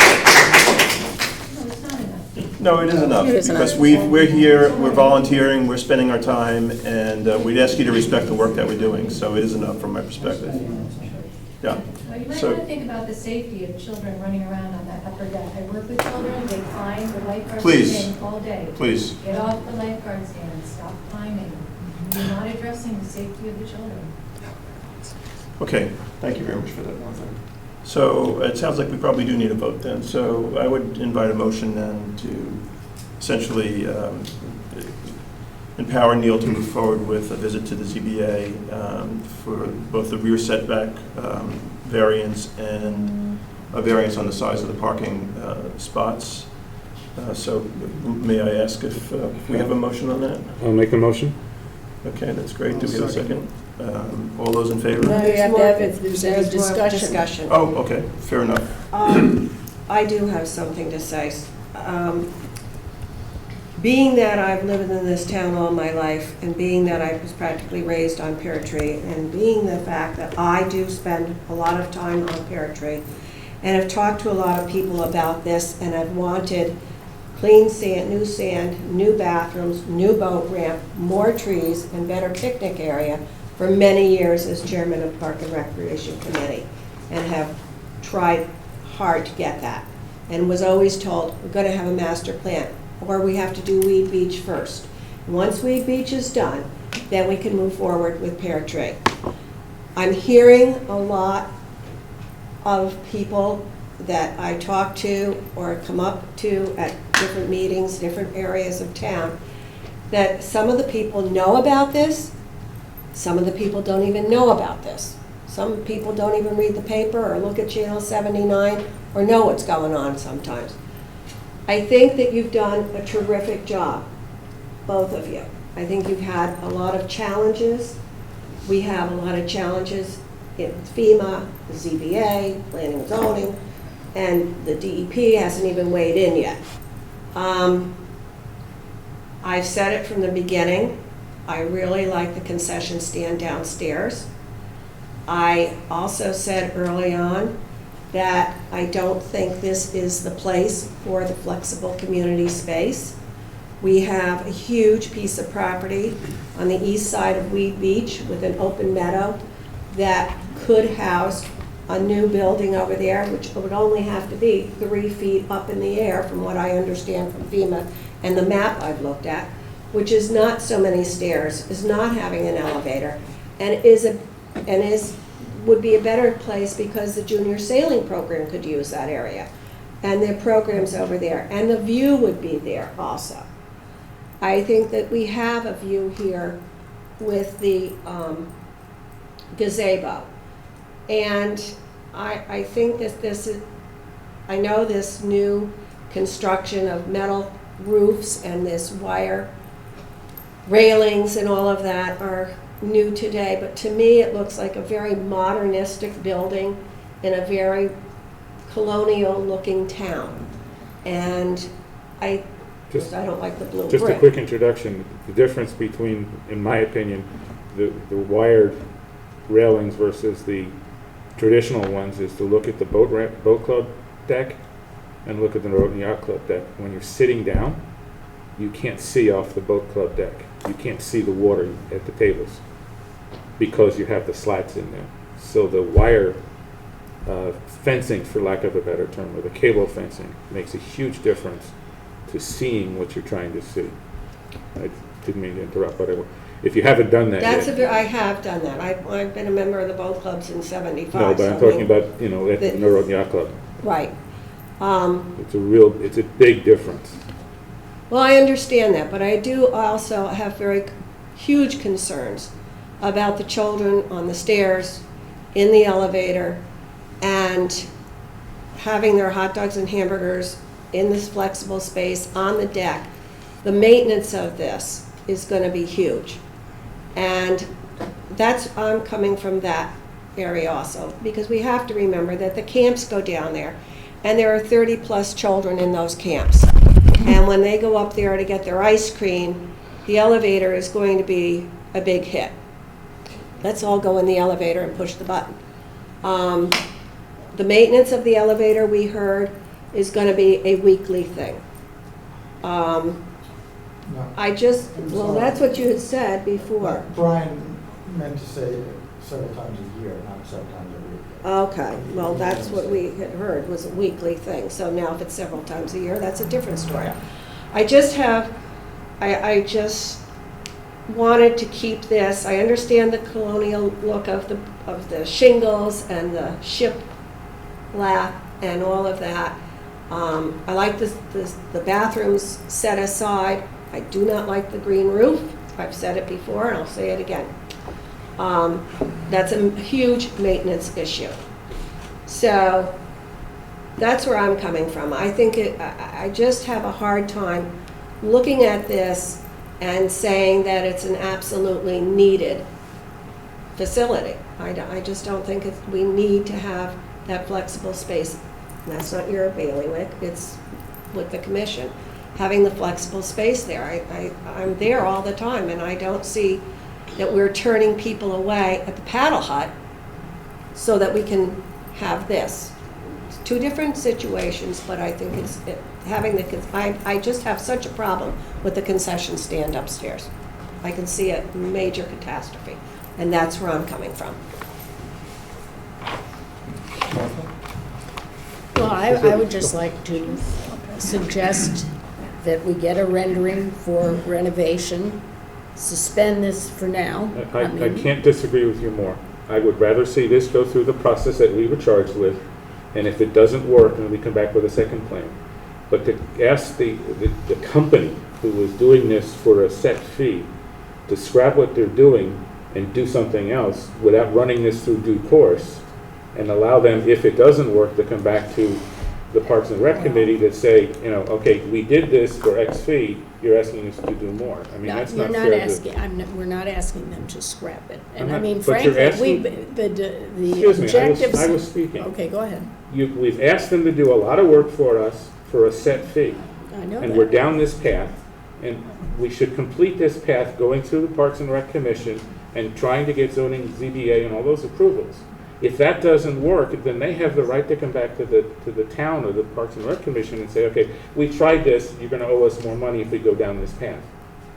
But this is the path that they have chosen, and we should bring it to conclusion one way or the other. Okay, well, I guess we'll have to vote on it. I mean, to me, I think we should see a rendering of a rehab of the building and not scrap this, and at that point, make a decision. We're revisiting something that we've discussed on and on. You can't renovate those two buildings as they are for $100,000. Well, frankly, the drawings that he suggests, when you have to tear down a building, you make a building smaller, you put in skies, I doubt very much we can do that for $100,000. I think that's easily done with $100,000. Okay. But you cannot renovate that snack bar, that building, and the rest of it, and the bathrooms for $100,000. It just can't happen. The bathrooms, a large part are maintenance, the snack bar, It the doesn't make need any for it is difference. Martha, questionable. Martha, it doesn't make any difference about maintenance because it hasn't been maintained, so it has to be fixed. And they're Yes, maintaining but them you as go best in as they there, are. You have to They're doing replace the they- fixtures and you have to, you know, I mean, And it's, that's part of the proposal to fix that part of it. well, they're rejiggering everything and the plumbing and everything else. Well, and they're putting new fixtures in and new walls. I know, and but we whatever. could put, I mean, I don't want to belabor this, but we could Well, put you are in new. belaboring it. No, we could put in new fixtures. I mean, the concession stand is questionable. We could continue with the pre-made meals if people, you know, decide that a concession is absolutely essential. And then you're right, you put some new windows in. You know, we're talking about storage. Where are the lifeguards going to go? Are they going to sit on the top deck?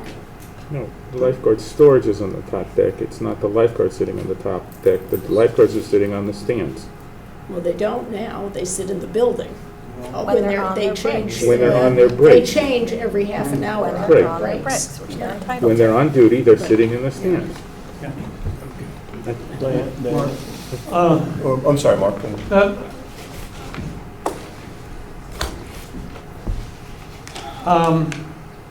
We're doing our job. This building committee is doing our job. The Park and Rec Commission has defined what they want to have done. The architect has come up with a proposal. We're not deciding to build anything yet. We don't know what it costs.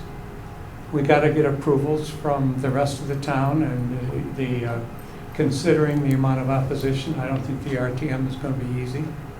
You know, but I think we ought to, I agree with Tom Bell, I think we ought to continue. Now, definitely continue the way we're developing this proposal. I also, you know, I'm not really in favor of building myself. I think we're trying to put a square peg in a round hole. There's so many challenges here. But the challenges, the list of challenges and objections that I had is now a lot shorter, you know, having come here. So I'm willing to continue to learn, and we'll see where we come out.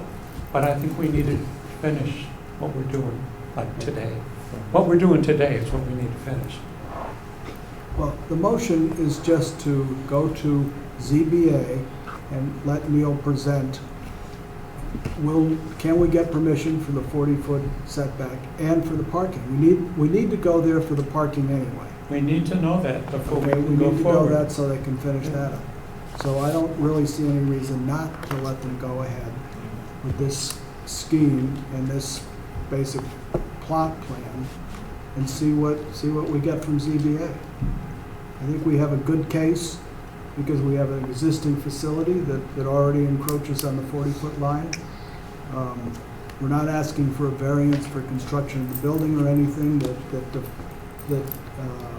isn't in compliance with what the FEMA regulations are going to be. We're just looking for the space, the 40-foot line and the parking lot. And let's just let Neil go ahead and do that. And then finally, the approval of the town. Of course. Yeah. Well, that's without saying. Yeah, that's without saying, but we can't really go much farther. If we don't get the 40-foot setback, then we're back to moving it right into the middle of the parking lot. Nobody wants that. If I could say a few things. I'd like to hear from Diana, Well, as how a do you Board of know? Finance I rep. mean, if you want too. an elevated structure with an event space, you have no alternative but to move it, if we don't get the variance, then to move it to the. No, but then that elevated becomes totally To the impractical. park. Then it's a whole other project.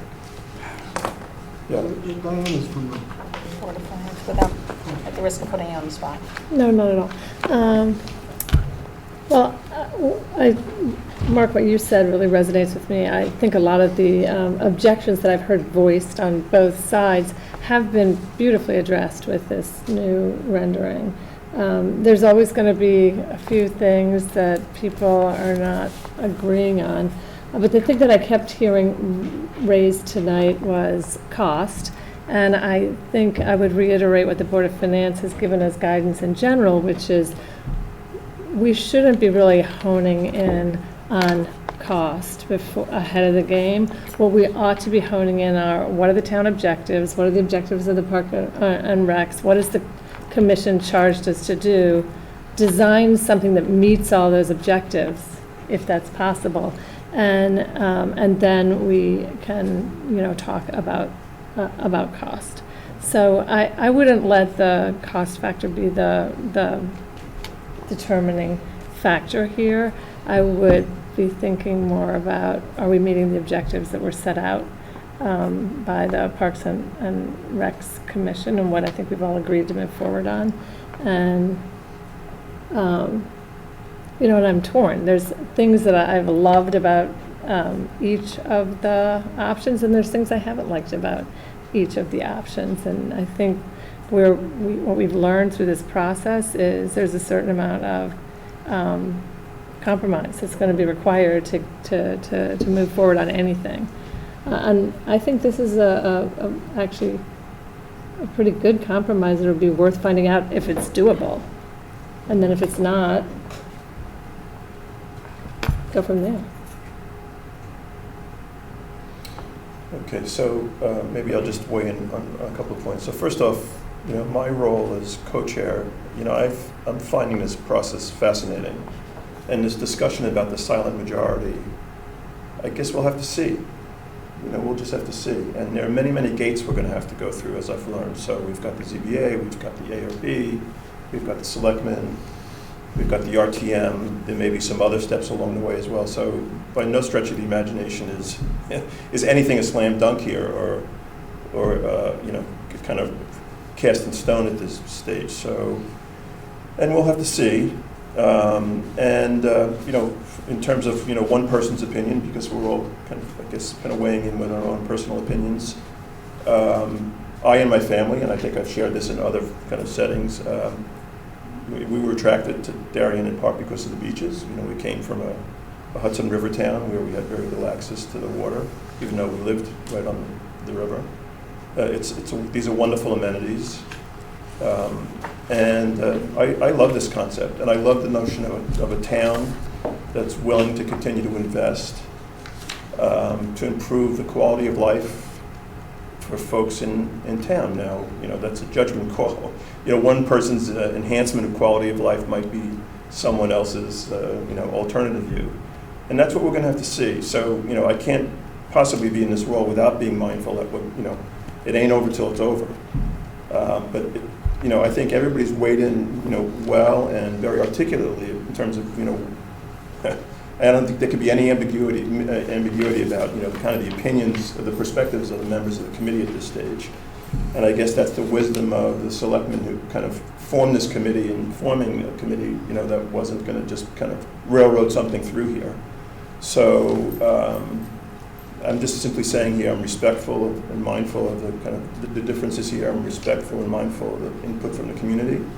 And as I say, the fascinating aspect to me is we're going to have to see whether there's a silent majority or not. We know that there was a survey that was done. We know that the Parks and Recs Commission went through a very, very lengthy process for, I think, over a year, holding meetings and hearings that, seems like many of our neighbors chose maybe not to participate in.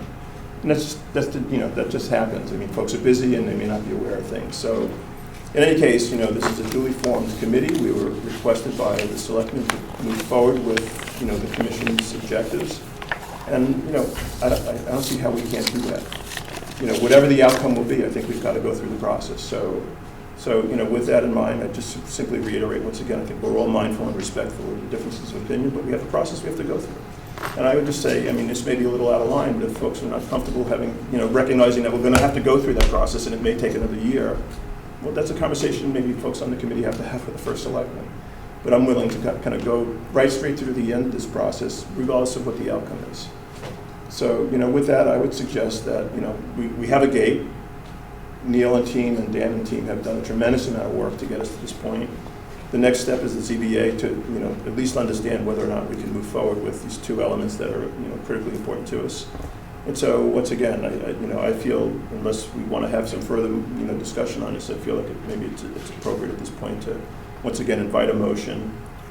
I think we've done that, but I don't know what the technicality of this is. I'll do the same thing. I'll read the motion to restart the process, that I would like to make them, whatever the terms are, whatever the words are. Yeah, to really empower, Neil and team to go to the ZBA. So I would like to, make a motion that we allow Neil to go forward with the ZBA and other kind of whatever board issues he needs to do in town.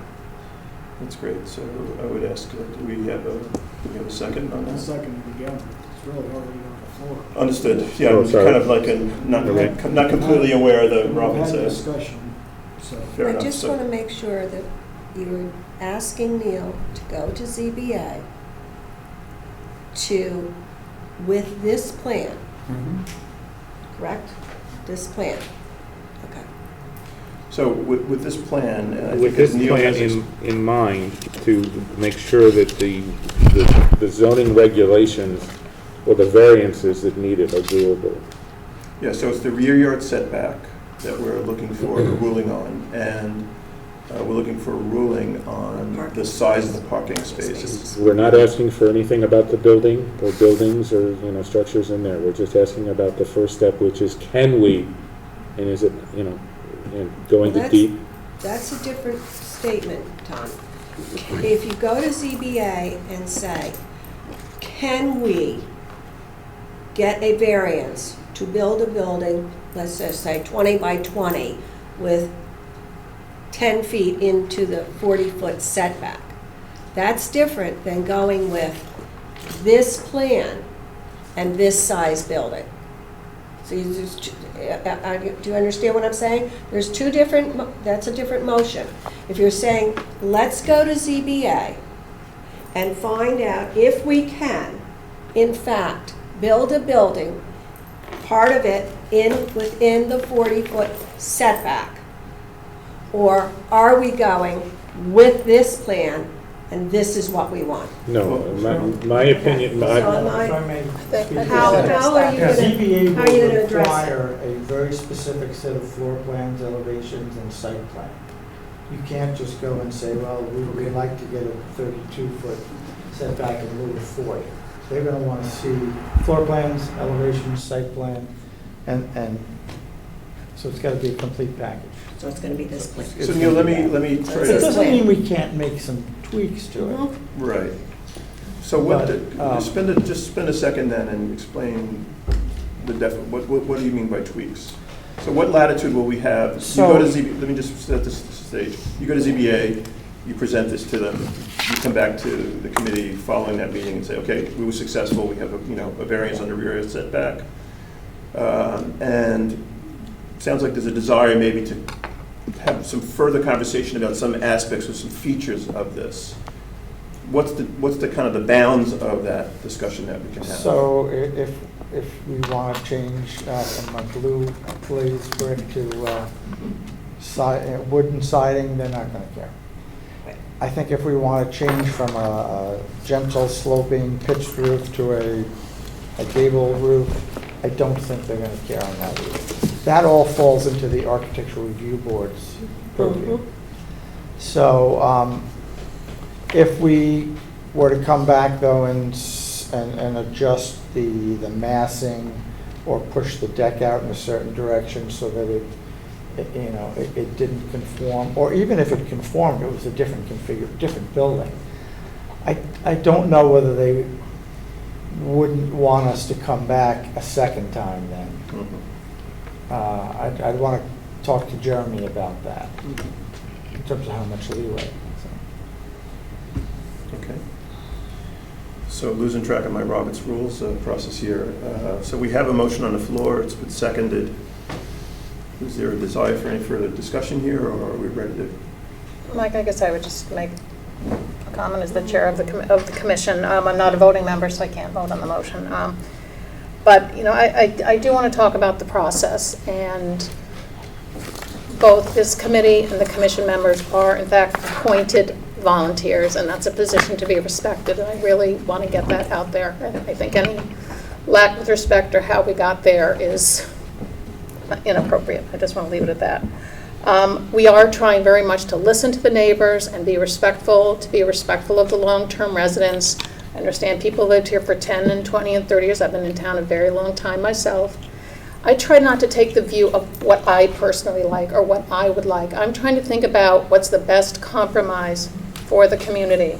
And I'm not only looking at the Darien of the past, which I know we all value, but I'm thinking about the Darien of the future. And our community is changing.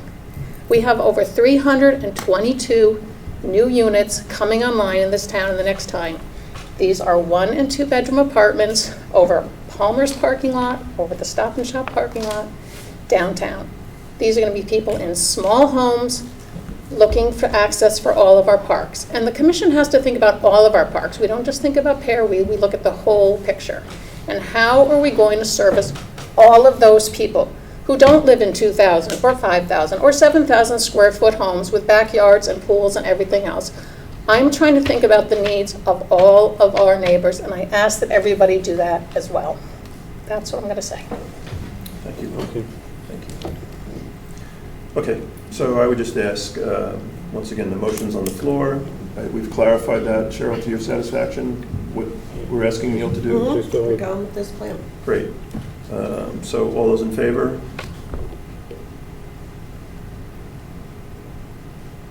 Great, so we've got Mark, Diana, Tom, my co-chair, and myself, all in favor. Those against? Okay, Cheryl and Martha. Great, so Neil, we have the results. Take the next step. Yep. Okay, thank you very much for that.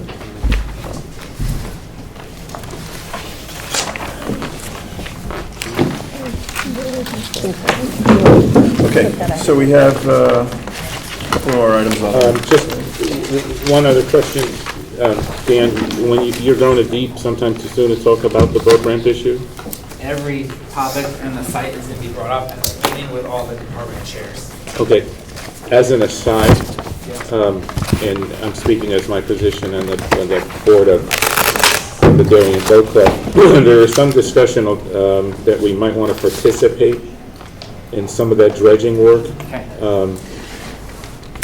to allow it to go further than just the boat ramp area, but to take it out in basically an inverse U from the boat ramp out to the somewhat into the to really just the to the bottom of the U, if you will. So here's the boat ramp, and we're going to do a U. At the bottom of the U there's some issues that have been silted.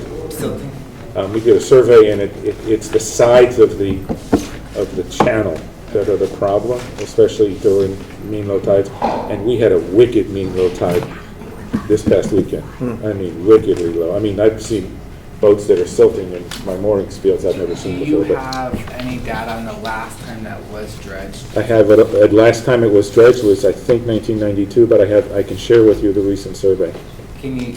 Oh, okay. So we do a hydrophonic survey every 3 years, and we just did one last October. Send that to Pam. We'll bring that. Yeah. But you think it was around 92 was the actual? I believe it was around 92, way before my time. But it was in 92. The yacht club did it, but they did a spot trade. We only did in front of our. Right. And as far as you know, that was properly permitted at the time? Yes.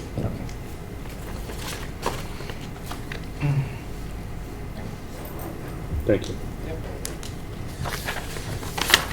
Okay. So we've got just an administrative item in terms of the minutes of the meeting of the 28th.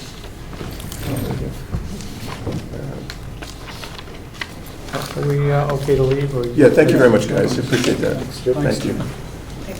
All right, guys. Great job. Thank you. Great job, thank you. Thanks, guys. Okay, so can I have a motion to approve the minutes from the, There was one correction, it was Diana brought to me, I should be using Ms. Russell's name instead of she felt in the process, but yes. I'll correct that. The German. Oh, the German time, it wasn't 6:30, it was 8:30. Randy's name was misspelled a couple of times. I did that purposely. That's the second. I also have other corrections to the bottom paragraph. Yes, I had Mrs. Russell, thank you, Tom. Yes, thank And you. then go down that line, it says, of the existing boat ramp should be put in there I'm sorry, where are you? on the second line, at the last, Oh, boat ramp, thank you. boat ramp. Yeah. And then in the last line, it should read, due to the time it will take. So it should be put in there. Okay. Got it. Okay, thank you.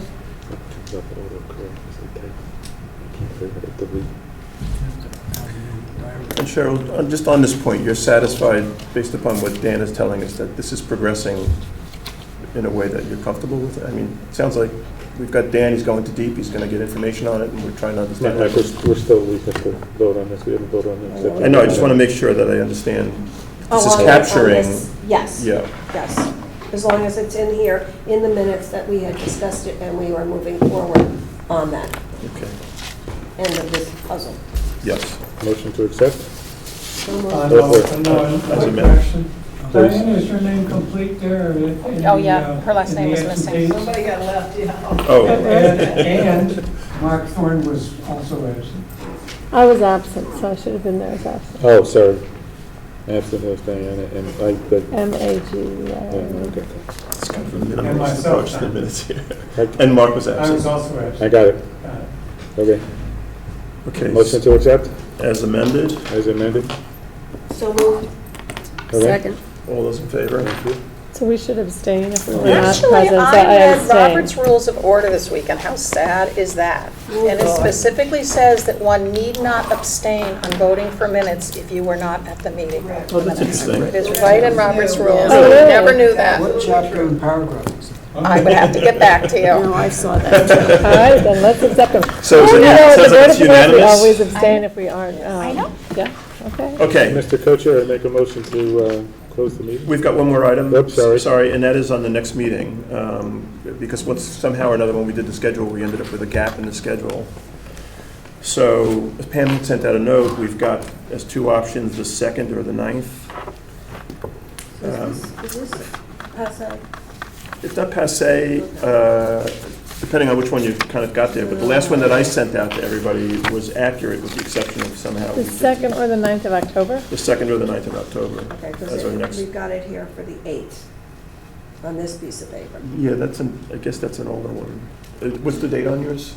We should have asked Neil June before he... 14th? Yeah, so there was a June 21 version of that. Oh, I think we should do it on the 9th to give Neil at least another couple of weeks. Yeah, Yeah, and the 9th okay, so would, this is. yeah, strong preference for me. yeah, okay. I mean, the ZBA is on the 16th, I believe.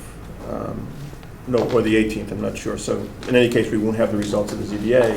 You won't know if he gets on the, he gets on the calendar for the 16th. You have yeah. to pass it in at some point, and then it goes Yeah. another week or so for the. But I'm okay with either of those dates, and I say the 9th just to give him as much time as The possible. 9th is okay with me. yeah, I'm not available on the 2nd, so. okay. And you know we'll be limited to an hour and a half. On both the 2nd and the 9th? We can't. I'm not get sure we're another going to vote? need. No. Okay. Do we need to vote on that or something? or- No, I don't think so. I mean, Okay. are we okay with the 9th, everybody? Yep. Okay, so Pam, Yes. So the 9th. the 9th. If we could just maybe reflect it in the minutes. Just to Yep. kind of keep track of it. Okay, so with that, There is a motion on the floor. to adjourn, second. All those in favor? Should we have discussed it first, or? No. Okay. Thank you, Channel 79. Thank you, Channel 79.